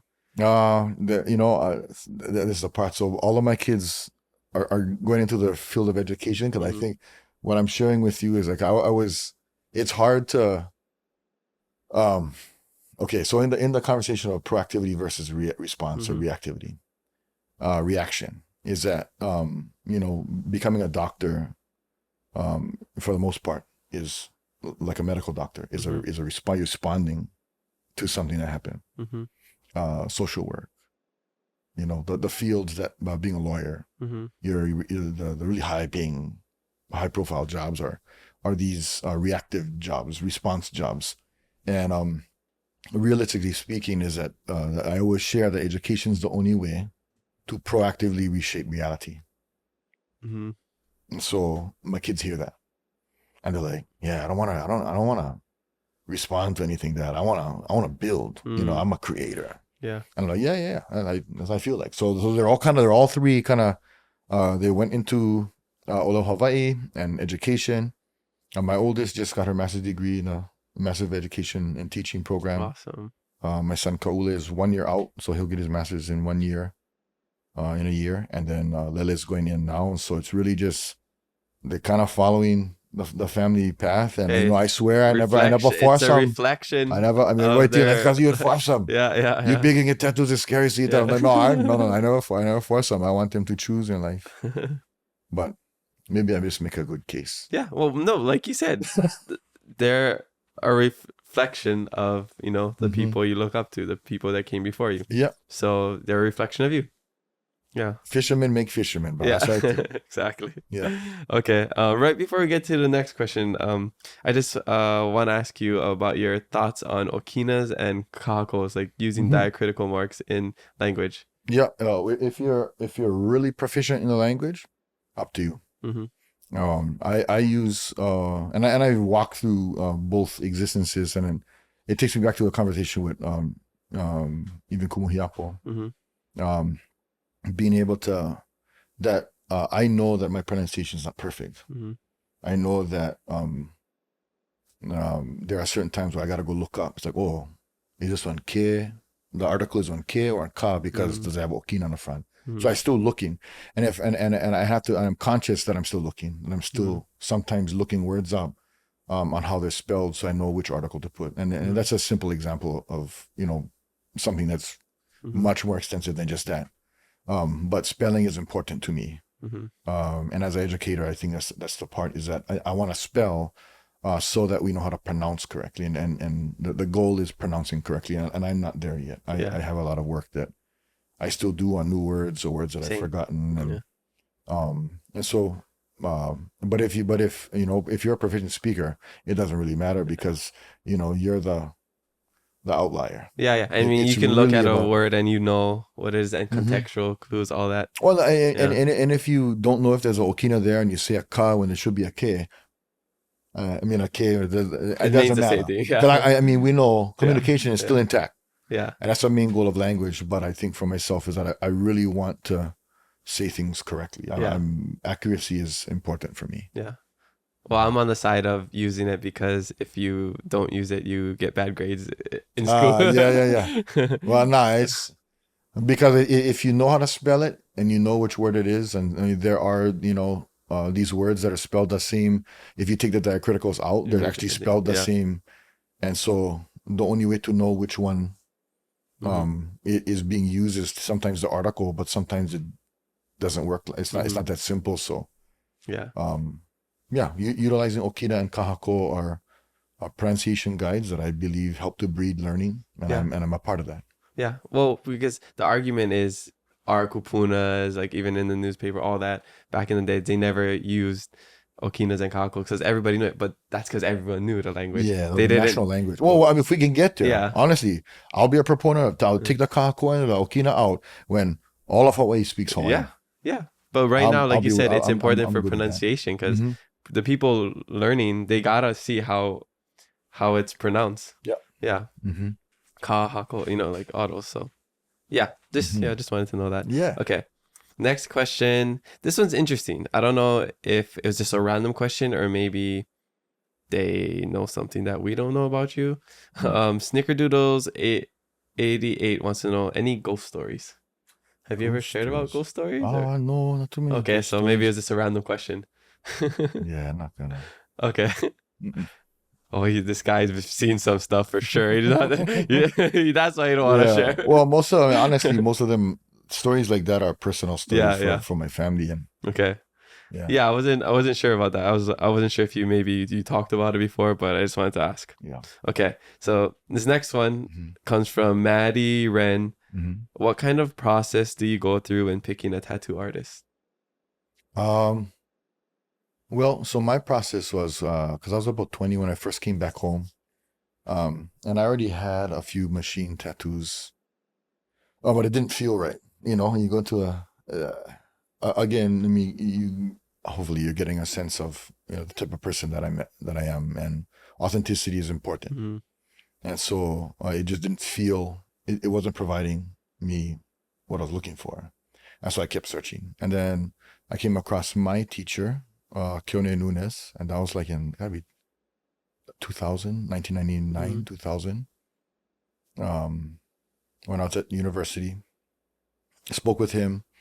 And at that moment in time, I was choosing to go to him versus a tattoo parlor because it wasn't enough. Tattoo parlors aren't enough for me when it comes to reconnecting to my ancestry or reconnecting to my traditions. And so in that search, I found him, and then he opened up a class. I got tattooed, and over the time, that's when he opened up a class and invited me to be one of his participants in his first class. That's why I learned. I think now there's more opportunity. Not much more. I think there's like maybe a couple of other guys that do the work along. And my teacher now lives in Thailand. So he's not he comes back and forth to do the work, but not really accessible in the same way. But Yeah. so you gotta choose your timeline. But I'll say go to him because he's the master. I've heard of that name before. Yeah. Mm-hmm. You know, but that's been about 20 years for that first class for us guys that we were learning. And so there's a couple of us still working. And then he opened up another class, and then there's one really good student. And so there's a few guys, he's got to research them and sit down and talk to them. And I mean, because what I share with people before I work on them is it's really about the first meeting is just to figure out what words are you using to explain your intention, because that's what I'm listening for. Is because if the intention is something that runs congruent to the intentions you would carry into a tattoo shop, I'll say no. And I may have a job, and you know I'm not here to tattoo the world, so I'm not. I'm okay saying no. Yeah. You know, but it's just there's got to be this deep desire to reconnect to your family, but not just your family, but the collective family of ancestors you come from, including, you know, the animal plant world. It's because that's the designs are animals and plants and responsibilities and ranks and islands and winds, and you know, it's that's the database of patterns that we have. And so that's our first stage, and then because in that conversation the tattooist is the mea kakao is going to tell you what they believe, and then that's it right there. I mean, you choose the person that has the highest level of congruence with you. But I would say that, you know the histories of the tattooists as well. Know the histories of them and what they stand for, what they believe in, what they produce, what they say, you know. Because there are some people out there that aren't students of Keone that are trying tapping and stay away from those. I mean, I don't know, like, it's okay for a married monarch to check genealogy or to check authenticity before they allow a halau on the stage. It's the same process, you know. You got to have some buy-in from some genealogy or whatever. And you know, and people challenge the genealogy all the time, and that's fine. But yeah, talk to the mea kakao, talk to the tattooist, and see what they believe in, and if it's congruent, go with them. Keone was showing us his alaniho right before this, and he was saying that his was like a year process before he even got it. He had to learn about his genealogy, because we were talking about, like, we're asking each other, like, oh, would you ever get one like that? And like, I never thought I'd ever get a tattoo in my life. Like, I got this in Madagascar. It's combining like the Malagasy culture with Hawaiian culture, with the Ohana, and then the Okina as the island of Madagascar, and it's cheap over there. But I never thought about like getting like the kind of like the tatau kind, because I never felt like I was like that, like I was not worthy, but like because so for me, my connection to Hawaiian culture is the language, not necessarily like the other stuff. So like I don't know too much about my genealogy, because my last name is Diaz, but that's my stepdad's last name, and he didn't really have a connection with that, and so we're really Sonora, Japanese last name. But I have Hawaiian family from on Molokai and Ka'u on the Big Island. Like I think like Hanakahi is one of the last name and all that. So that's something that I have to like look into to do it. And I wonder if after looking into all of that stuff, it would make me want like that connection. Well, it's and that's one of the things that I don't believe Hawaiian, like our form of kakao or tattooing is like it's not merit based, in my opinion. Some things maybe, but just in general, there are times where like you used it actually comes into a space in your life to strengthen you to reach your highest potential. It's not something you got to get to your highest potential, then you get them. It's you get them so that you can reach your highest potential. It's like a simultaneous journey. Well, I mean, honestly, a precursor. So my daughters, we tattoo them start tattooing on the first menstruation, so it's really young. Wow. Is build. that part of the Hawaiian history? Like people do that? Well, it's the idea, and so okay, so this is where this might be interesting. Okay, Yeah. because you have a ceremony called the kaimua Mm-hmm. for males, and there's no documented ceremony for females. Mm-hmm. But you do have the halepe'a, and that's the menstruation house. And so whenever you are removed from normal society, because that's what the halepe'a symbolized, then I go into research mode, right? Okay, where are the other places? Mm-hmm. Who were the other people or the other contexts by which someone was removed from society or lived separately? Because I would say the ali'i. Mm-hmm. Those with high rank, you can walk behind them, or they had to live a separate life. And so in the 100% body form of our culture, that's what I'm searching for. Mm-hmm. And I searched for this when they were young, because that's what I was worried about. I was worried about being able to mark ceremonially growth, these benchmarks and rites of passage, because those are important. And I believe that we had them. Mm. And so because if you have them for a male, I believe you have them for a female. Mm-hmm. Our culture is very balanced that way. But and so in that space, becoming a father, and I say this not to say that it's an authentic ceremony. I'm saying it's our ceremony, and I put it into my family. Mm-hmm. And this is what I'm saying right now is part of my research philosophy, is that when you infer, you keep it to yourself. Mm-hmm. When you use your own judgment, you keep it to yourself. You don't disseminate it and say, this is how it is. Because I'm not saying this is how it is. I'm inferring. Mm-hmm. And when I infer, I run them on my own family. When if you decide that my inference is agreeable or resonates with you, and you do it, it becomes your personal judgment. Mm-hmm. This is not me saying so. And I say that because we run this ceremony. It's called the Ahawai Makalehua for my two daughters, and it brings all of the females together in the family. They sit down, and then there's a presentation. The children's mother begins a presentation. It's a presentation of our daughter into womanhood, and then each participant begins to think about what their message is to my daughter in that context. And so then all these things are said to teach my daughters, the female. And then at the end, they present this promissory, ha'i olelo. Mm-hmm. And that's when that ends, then because the men are outside, the aha is taking place in the backyard and the men are outside. And then the men come in, and that's when we start the alama'i tattoo. We start the tattoo on both legs. And it's only small, it's just symbolic to mark that rite of passage. But we do that, and then the aha'aina, and then we eat.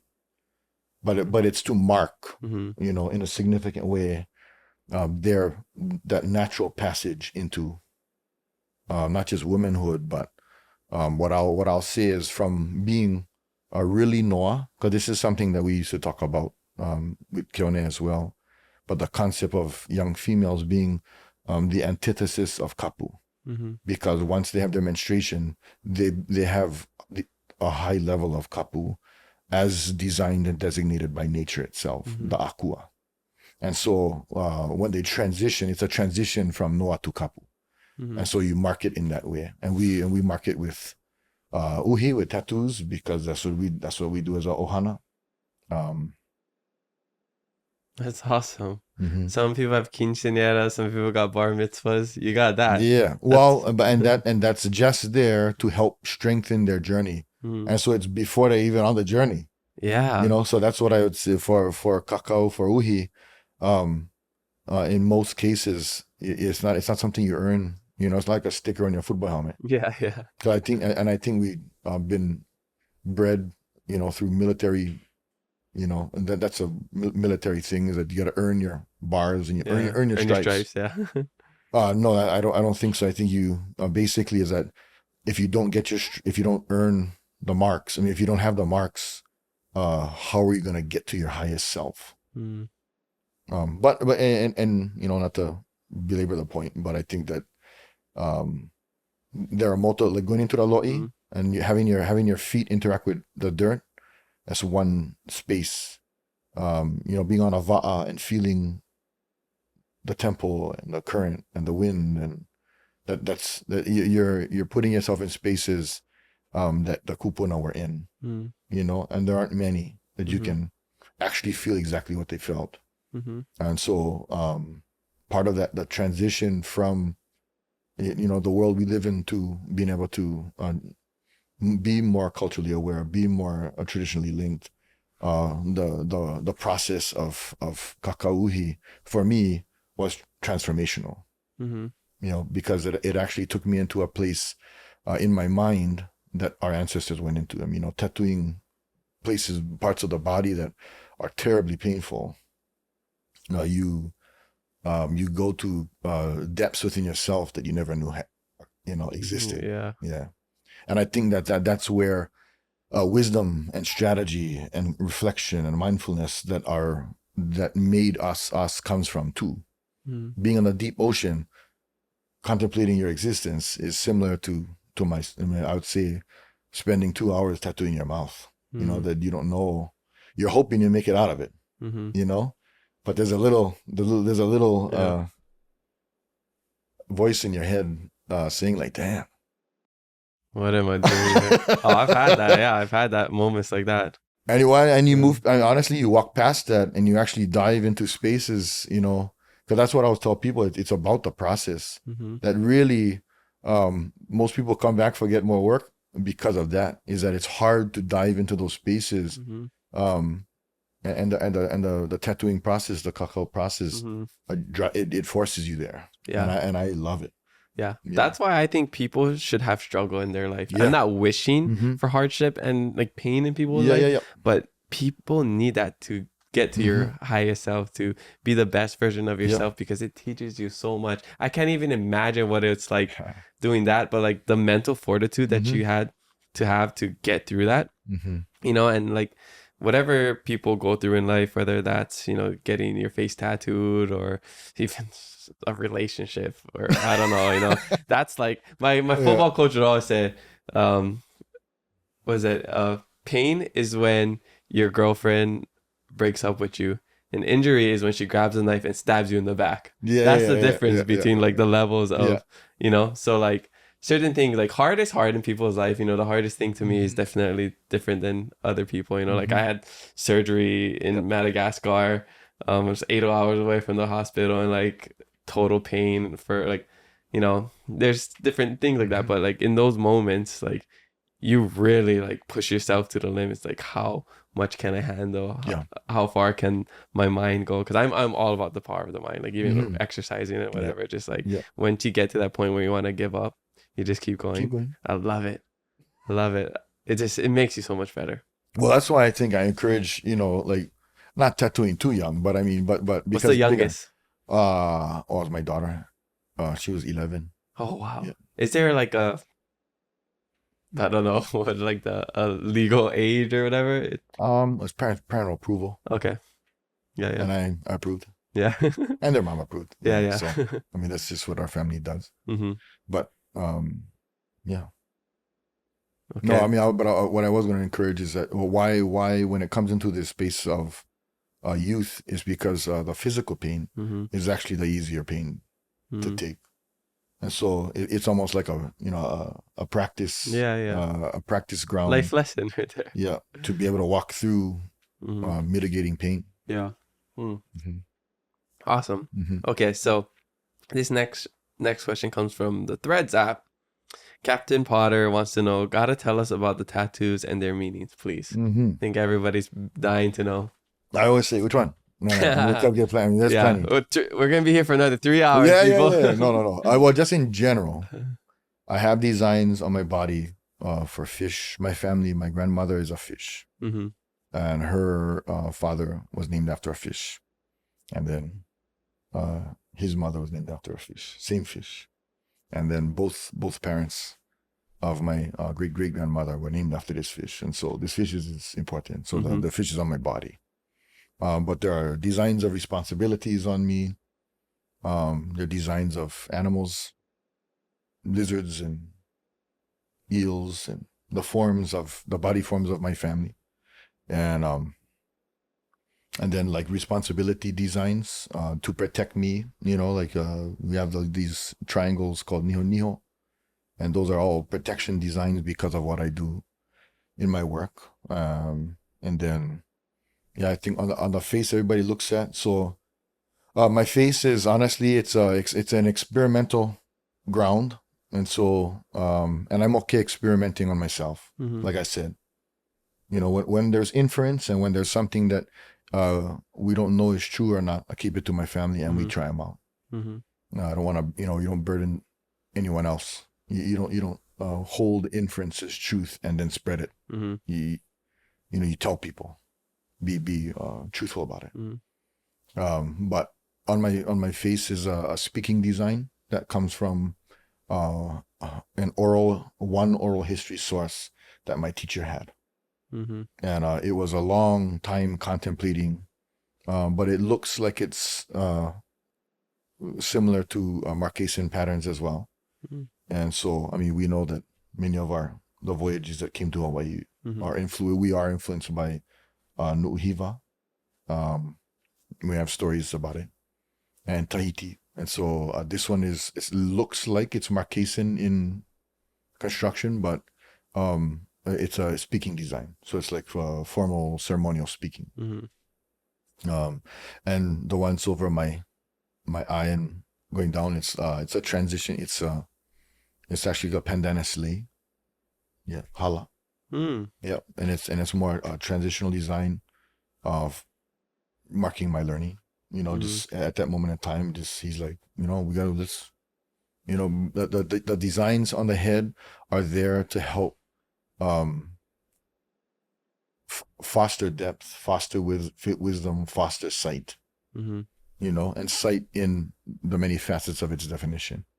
And then the tattoos on my temples are actually kawa designs. So they're kawa designs. Interesting. And so it's challenging the narratives that we believe about what a kawa was. Nice. And so, again, one source, but it comes out of field notes, off of Emerson's field notes that are a place that's named after the fish that my family comes from. That there was a recording that the people of that place had these designs on their temples. So nice. Yeah. Mahalo for sharing that. Yeah. That's so interesting. And I'm sure you could go real in depth and I'm trying to. that's the Spark Note version. I tell everybody. It's not.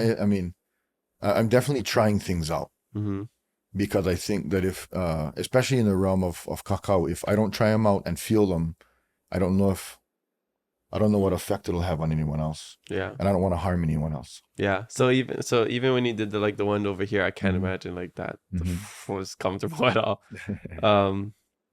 So like even like the ones on the lip, was that the most sore, or where was the most painful? Oh boy.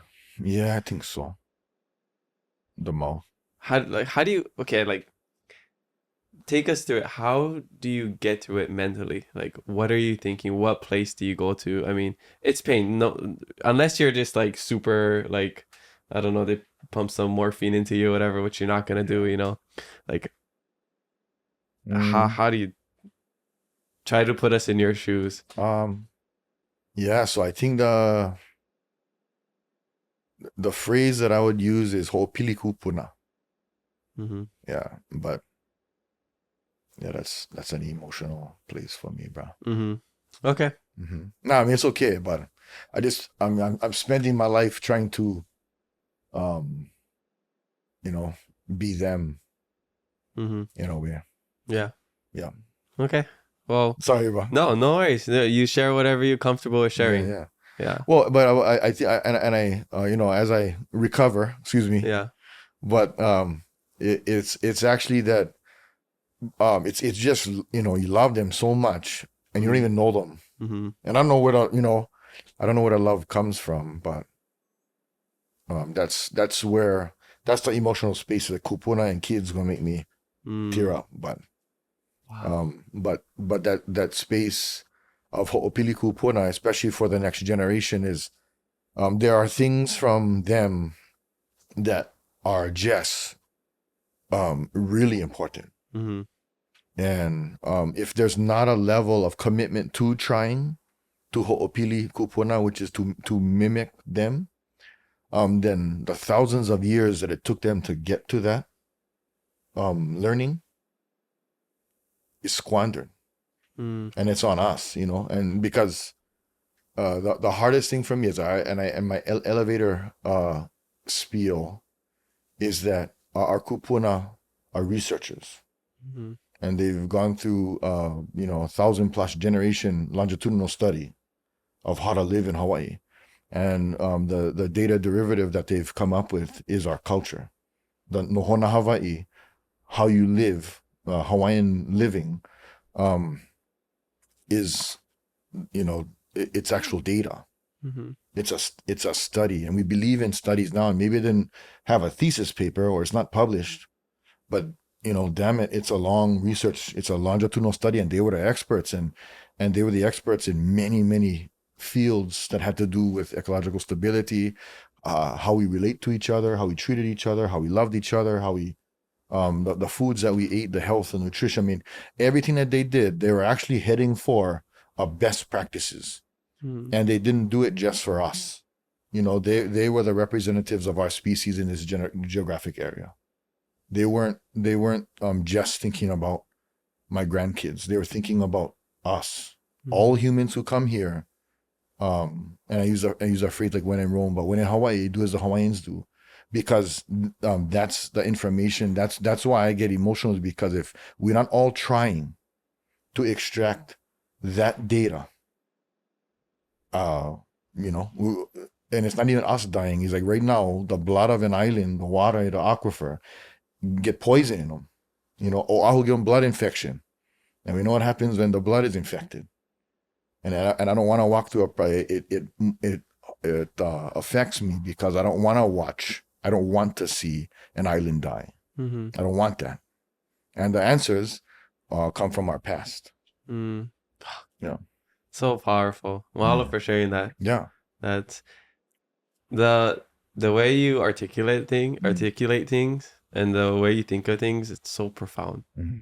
It's so amazing. Yeah. I wonder how your kids look at you.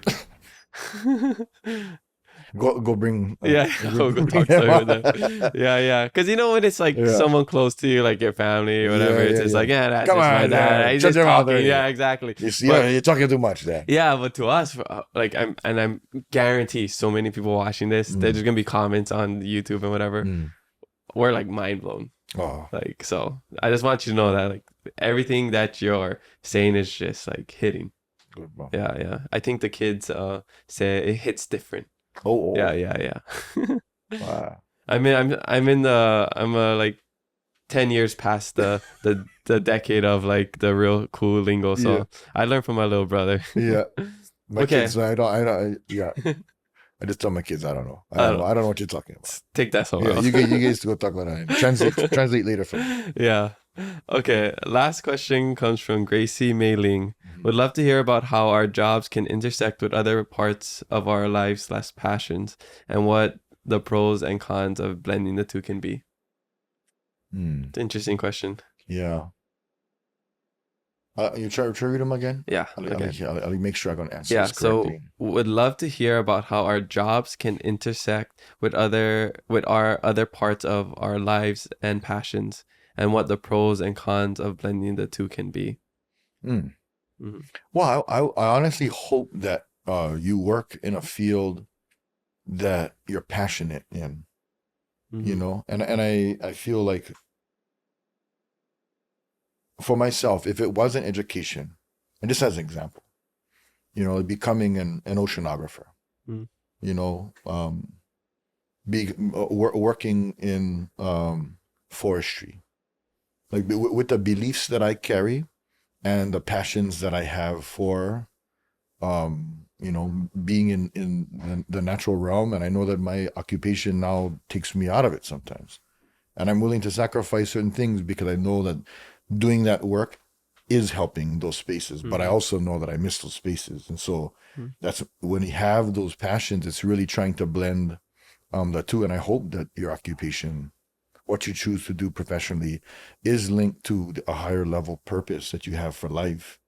And it's connected to a collective, that it's not just about your passion either. That, I mean, that's the balance, is not always being, again, human-centric, but also not being too overly individualistic either. It's that you have to carry these purposes in life that transcend just you. Your existence isn't just about you. And it's a really good, just like, and being in nature, being forestry, oceanographer, whatever that is, wherever those roles take us, is that being in those spaces allows us to enact a lifestyle and behaviors that make a difference on a greater good. That it's not just, I'm doing this for me. I'm not regrowing a limu for me. I'm not tying them to the coral for me. I'm not growing coral for me. You're growing it for the fish, and maybe indirectly, because I'm going to eat that fish maybe one day. But, if the environment gets too bad, you're growing coral for fish you cannot touch. And so, and that's got to be a part of that, a collective, a world benefit. It cannot just be about you. Totally. Yeah.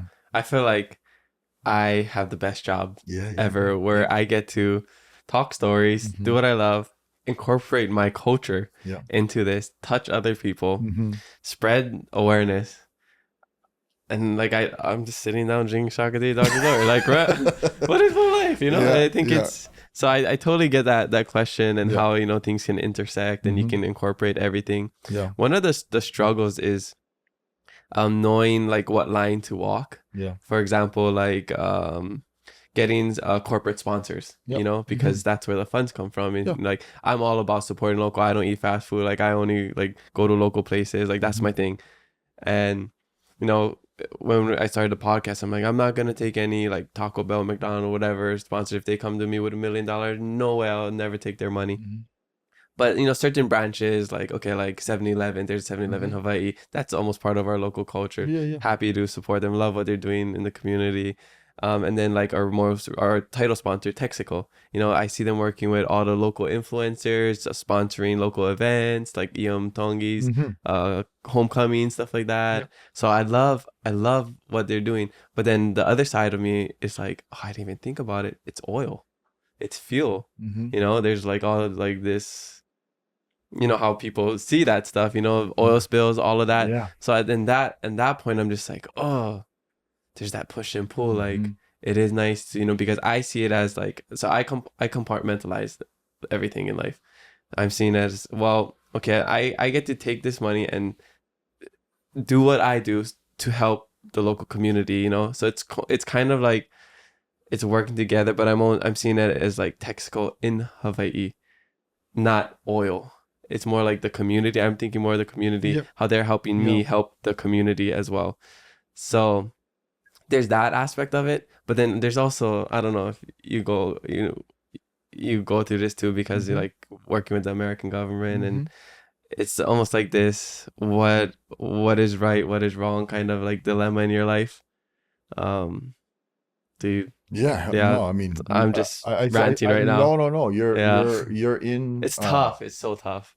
But I mean, again, your contemplation, I believe, is the journey. Because I don't want to feel like, even for myself, my individual decisions are only as significant as the influence that they hold upon a larger collective. Does that make sense? And when you contemplate these places, because ha'ole, you're contemplating for a collective too, and the decisions that you make can reshape the way people engage. And I'll say it, we in the economic world, in a capitalistic society, there are definitely some things that have to change, like, immediately. But that's the balance. And I go back to kakao too, because my contemplation space is how to incorporate, how to get, what does reciprocity look like? Mm. And I walk through a phase of, my house is a museum because people make lei and drums and spears, and because I didn't want to take, even when people wanted to give, I would say no to money. And that was my younger days, and I think it was just because I wasn't wise enough in that moment, because I think there's more wisdom out there to contemplate that there is a reality to life, and there are always balancing concepts to contemplate, to weigh options, to weigh, but being able to find a place in the middle.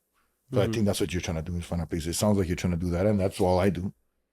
Try to, I like to say bridging the gap between the two. Because I can tell you that I for kakao, it took me to a place where I was called the free tattooist.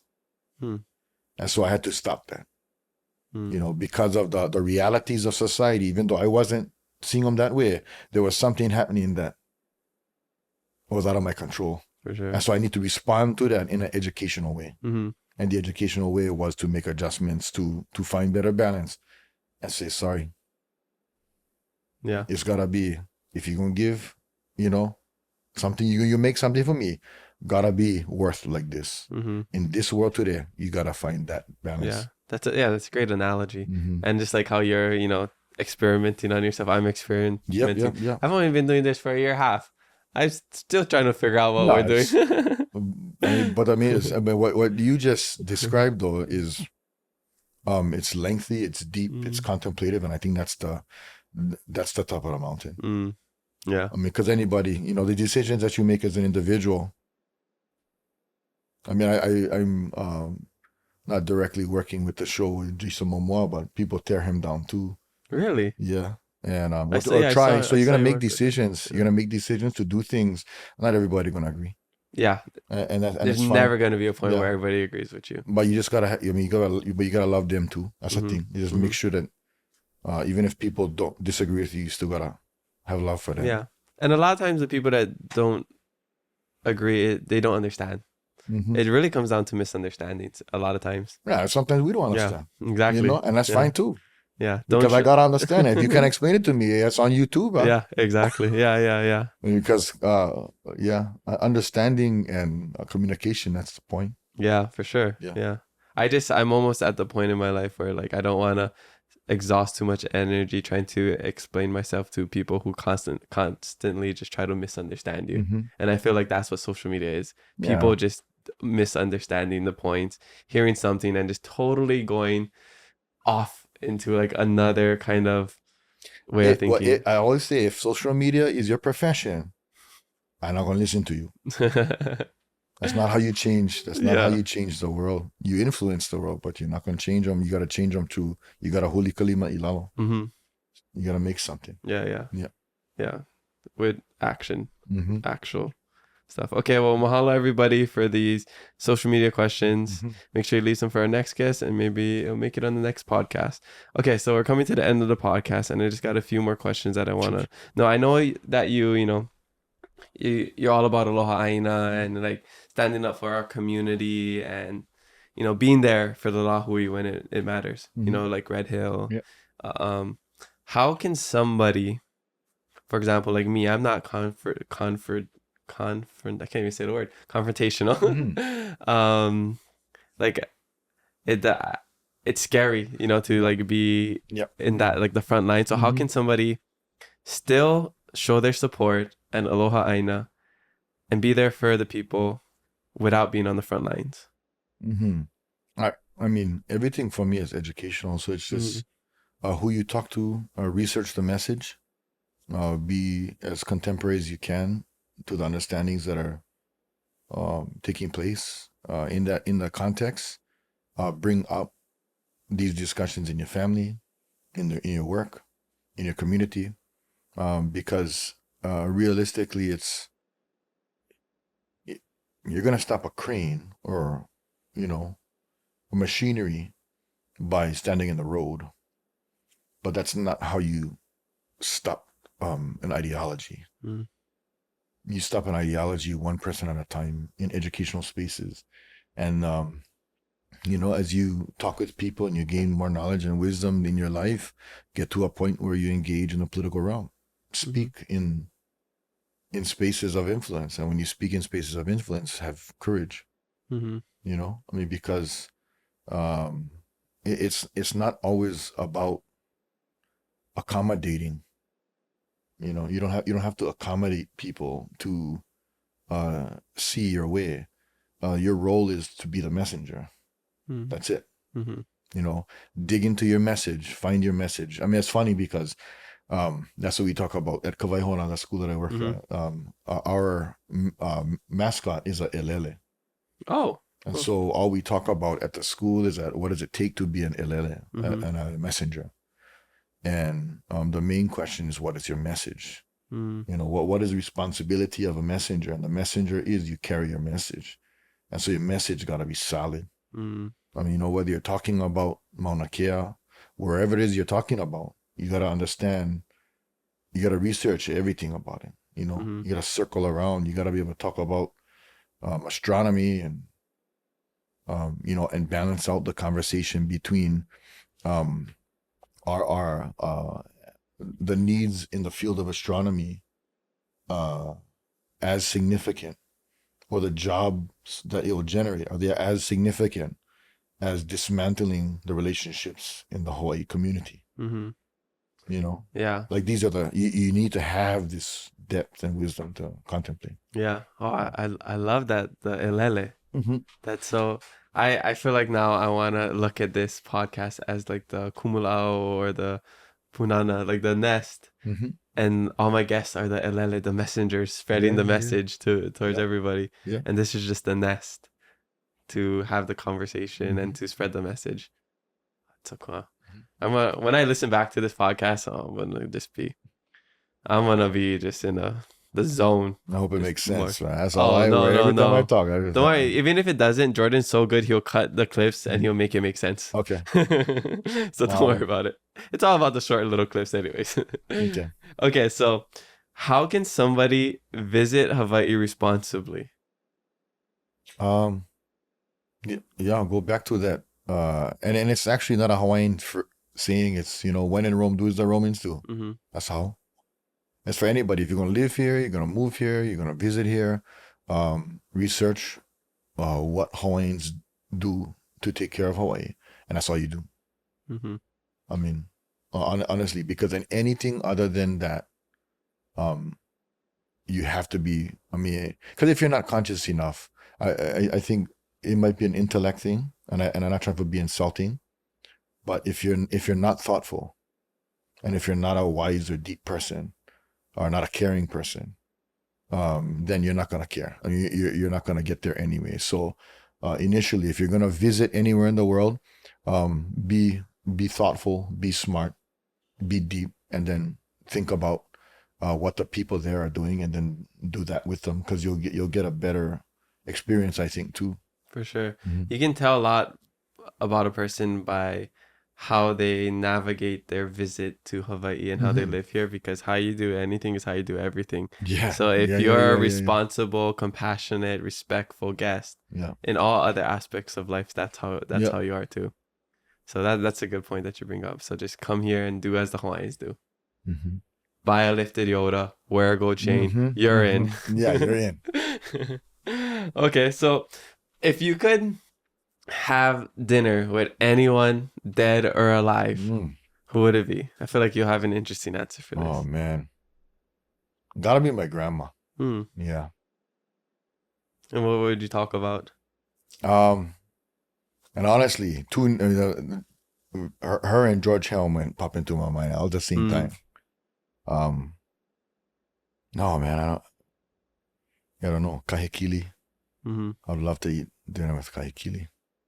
Who's Kahekili? Yeah, he was a chief on Maui. Oh, okay. Well, what I hold is I think Kahekili is the most strategic thinker of contemporary Hawaiian lore.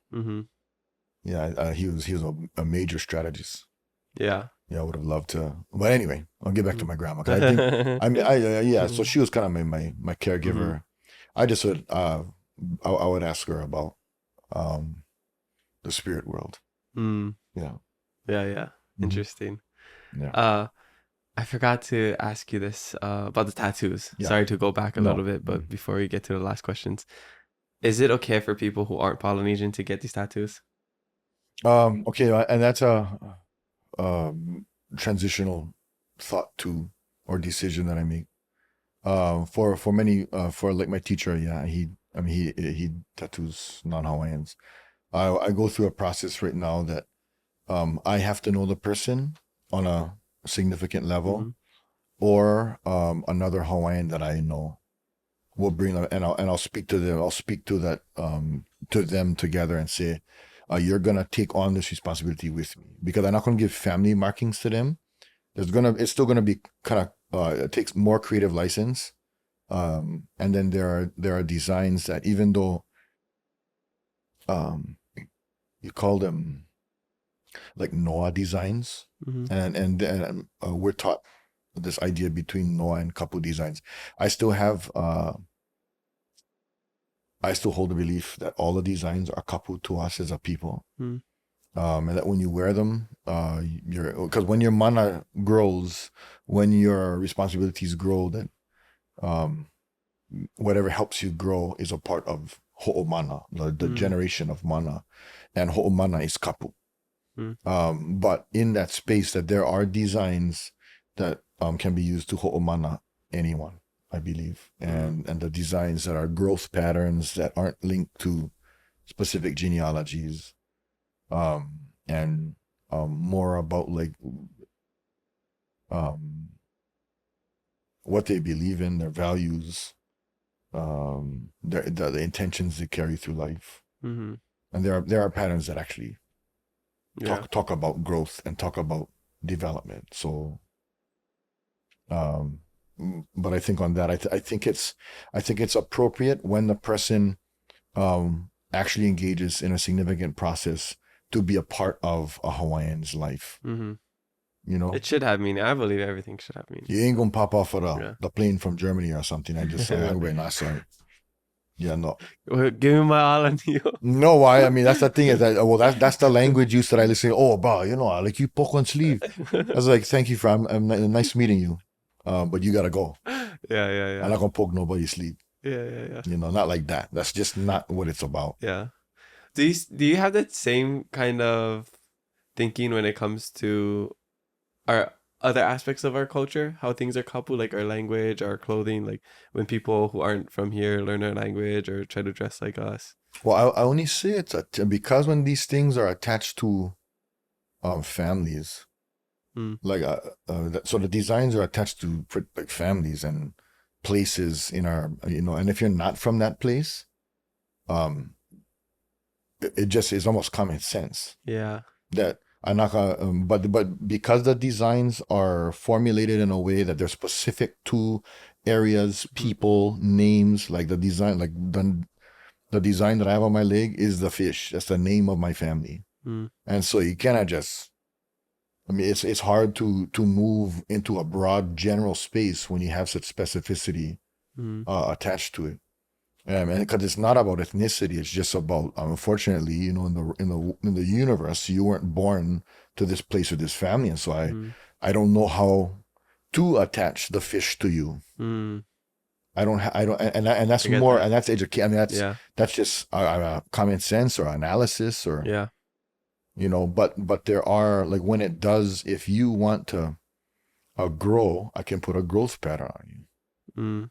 Okay. You know, does that make sense? Yeah. Would you recommend people to get tattoos? Like would you tell me to get a tattoo?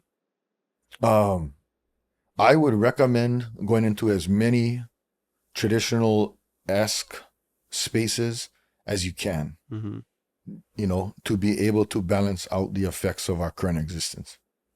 So maybe that's a yes, but you know, if you walk the mountains every day, maybe not, but I would say jump on a canoe if you can, walk the mountains if you can, step in the lo'i if you can, engage, when the birds fly in, go look at them, go see how they care for their young, go see how they interact, watch the seals, watch the turtles, watch the sharks, watch the, because there's a lot in there that you can learn. And just by being in that space is actually healing to the problems that arise psychologically in a world that is individualistic in its nature. But getting tattooed for me, I tell you, it takes you in a place, into a space in yourself you never knew existed. And the process shapes that it's cultural. Yeah. So your psyche is already primed in a cultural way to dive deeply into that space of antiquity. Do you feel different ever since you've gotten your tattoos? Like there's really like mana on top of you. Yeah. Like if you didn't have them, you would feel bare. You wouldn't be who you are today. Oh yeah, no. I mean, every tattoo, it's not always about the outcome. That's why. So I've come to many different understandings. I think even the things that we're talking about today, I've come to them in times of pain.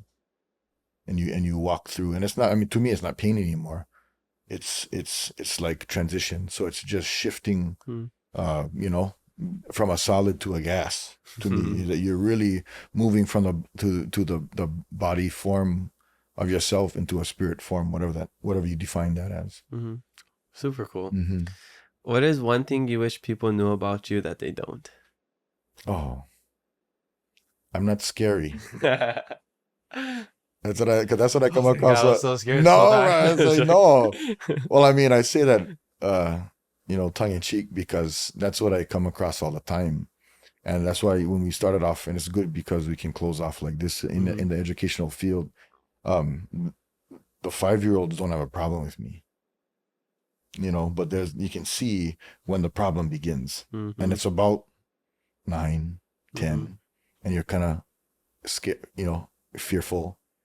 But our kindergartners, first graders, second graders, I gotta watch out when I go out. Like I make sure that if I have to get to a meeting, I don't go outside when the little ones are playing at recess, because I get attacked by that, and they're not afraid.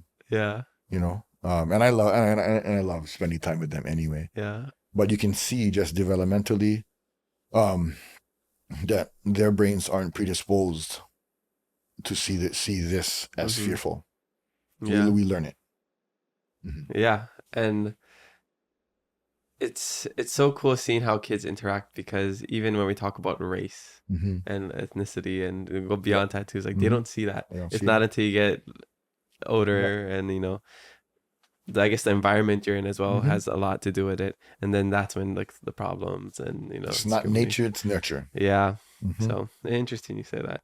Okay, so what is your future goals? Like what do you have planned for the next like 10, 20 years? Well, I think right now it's really working on, because I was a teacher, and then I worked as a teacher educator at the university for quite a long time, and then worked as an administrator in the Department of Education for the Kaipuni program. So I was really an advocate for Olelo. And then but being an advocate for Olelo is more about, when you learn the Olelo, you also learn the worldview. And that's the most that's the most important thing for me. And so that's where I put a lot of my energy in, is that right now becoming a school principal is kind of taking those system level learnings that I experience and bringing it back into my community. And I think that's what makes me whole. So I'm gonna stay in my community as long as possible. I mean, I always tell everybody that, and every time the superintendent's position for the Department of Education opens up, I'm gonna apply, guarantee. Did already, and didn't make it out of the process. Does the tattoos have to do with shift and job? Maybe not. I don't know. I mean, don't apply for Hawaiian. Don't apply for Hawaiian. I'm telling you right now. No, I'm not gonna. It shouldn't at that level, being a superintendent. But maybe it does. But I'm gonna keep. That's the only thing that could take me away from my community right now. Yeah. Is to be able to create more positive influence over the educational landscape, because that's that proactive space that we can recreate reality. Yeah. So those are goals. How do you want to be remembered after all that? Oh man, shucks. I mean, I think I want to be remembered for the qualities that I carry. I hope I'm compassionate and thoughtful, and that's what I think. But I mean, nothing more than just another iteration of who we are as a people. We're hopefully we are intelligent. Hopefully we are articulate. I hope we're courageous. Because that's all I'm trying to be. I mean, I don't necessarily feel like I don't need to be remembered because like the tattoo designs is that we come from something, and as long as that's remembered, then we're included in it. Yeah. Awesome. Yeah. Well, I know that when I first saw you, I was thinking, wow, this guy is so scary. But now I can say after spending 2 hours with this guy, he's not very scary. He's just very knowledgeable. No, but after meeting you, I saw you guys playing, like, this guy guarantee has some good Ike. Oh, man. And maybe it's the tattoos, because I feel like you need to have some sort of, connection to something, some stories to even, get to where you're at. Yeah. So that's why I was so curious just to learn about you, and like learning about you through this last couple hours has been incredible and very inspiring. And we're not off the hook yet. We have one last question before we end. And I ask all of my podcast guests this. What is your life hack? Did you? Okay. Did you have a chance to think about it? No, but it's okay. Well, it's still the same thing we talked about. Okay. Because okay, so what we talked about is that the life hack is to constantly keep learning Ō'ahu Hawaii.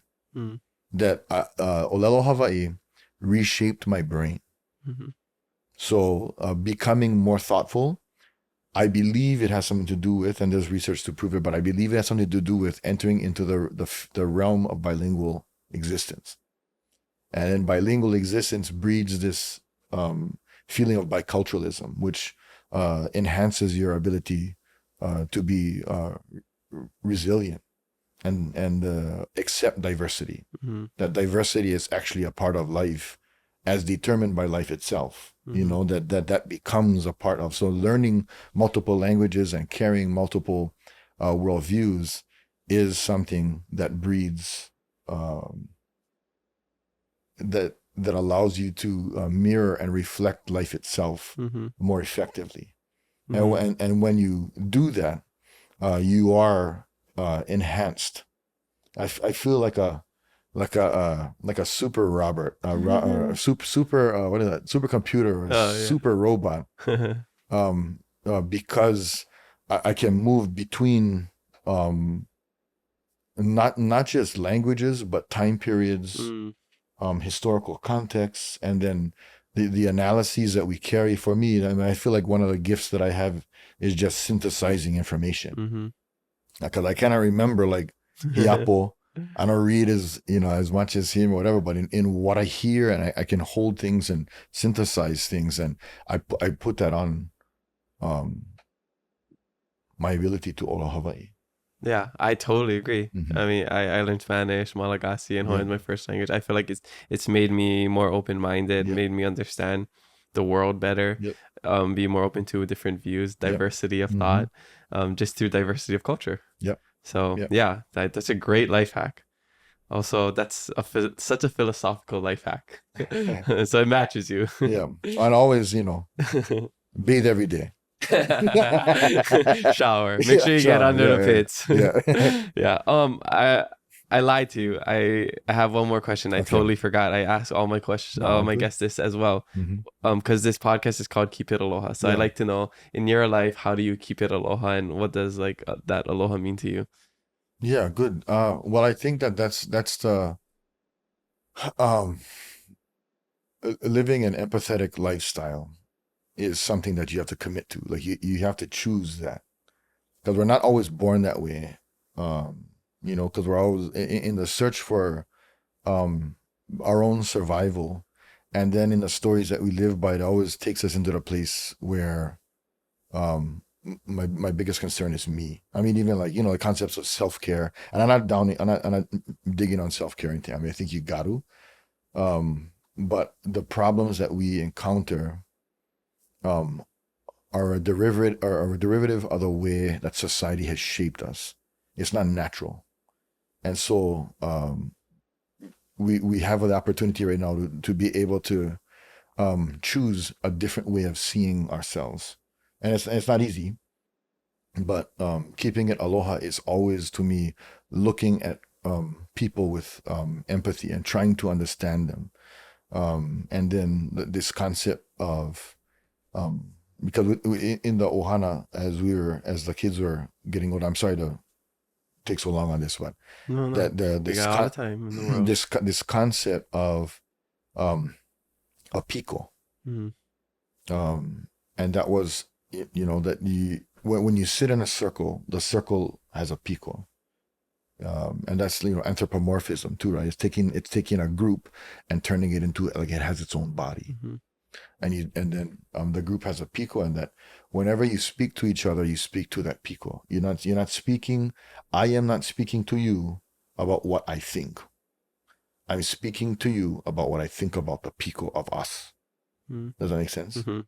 And that's just because that becomes a mindset that I'm willing. And okay, and this might sound fun, but I'm willing to give ground all the time. Is that I and it's not just to avoid conflict, but it's actually for positive movement. That positive relations equals movement, movements equals action, action equals change.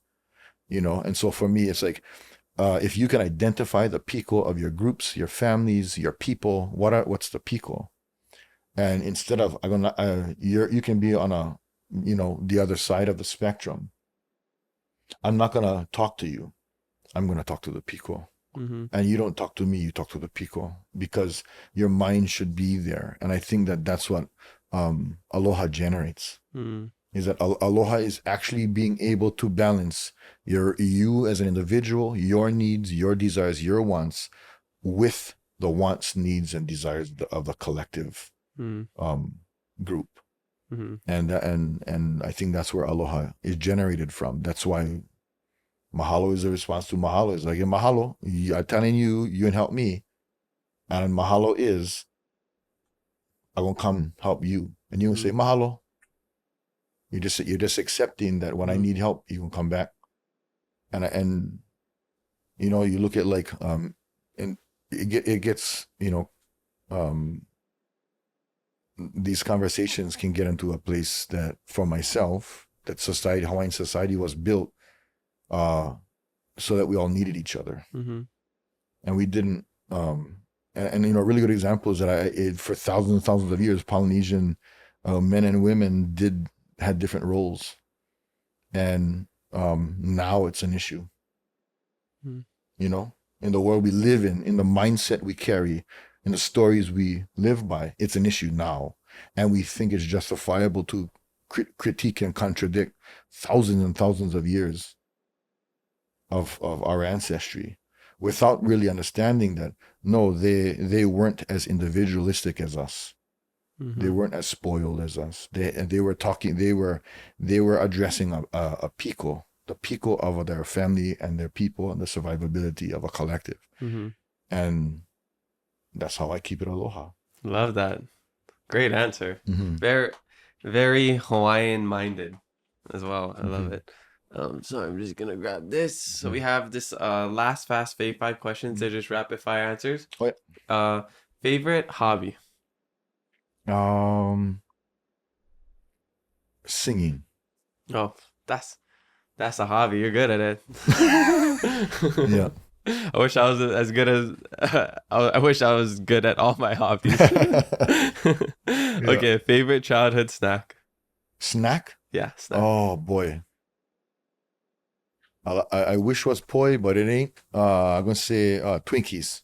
Nice. That's why I still look like a Twinkie. Honest answer right there. I love it. I don't eat them anymore, but I look like one now. So they went not extinct. They stopped making them for a while, and then they brought them back. I remember that point. Well, they're still in us. Yeah. So it's still part. It's it's definitely in your pico. Yeah. Okay. Favorite vacation destination? Oh man. Tahiti. I want to go there so bad. Mm-hmm. Have you been to Aotearoa? Yeah. Oh, on my bucket list. Okay, I'll get there. Mm-hmm. That's a close second. Okay. Favorite way to recharge, kind of reset yourself? Ocean. Yeah. Doing what specifically? Floating. I mean, you can just dust out water. Yeah, moving in the ocean. Yeah. Yeah. Mm-hmm. Are you a surfer? Well, no, absolutely not. Yeah. Have you ever? Body surfed. Oh, body surf. Well, by the time I got to try surfing, I cracked a rib playing football. And so lying on my stomach is, especially on a hard board, I can go for about, maybe half a mile. Yeah. And then it starts to ache a little bit. So. That's tough. Yeah. Okay. Mm-hmm. Sorry, I'm just adding on this right before the last question. Do you watch football? Are you a football fan? Yeah, well, I know about it. I mean, it's hard. Okay. But do you watch like on Sundays? Do you have a team? Off and on. Yeah, but that's tattooing day, so somebody in the house, my mom watches football, so I can answer that question. Oh, okay. What's the question? Oh no, that's it. Favorite team? Yeah, favorite team, just football. I'm a big football fan, so I play fantasy football. So I'm just curious. Oh shucks. This past year, I think it was the Bengals.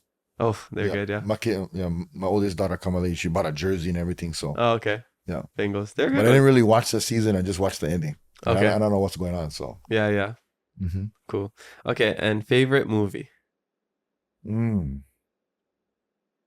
Oh my gosh. These are the tough questions right there. Yeah, I actually think Avatar.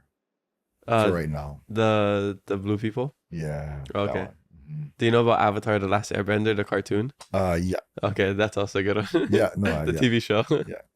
Okay. So you saw the newest one, yeah? Yeah. I mean, I understand the conflicts, but I still I think media like that it bridges the ideological changes that I think we need to make. Oh, interesting. Yeah. Mm-hmm. Okay. It's not the end game, but it's definitely a bridge. Cool.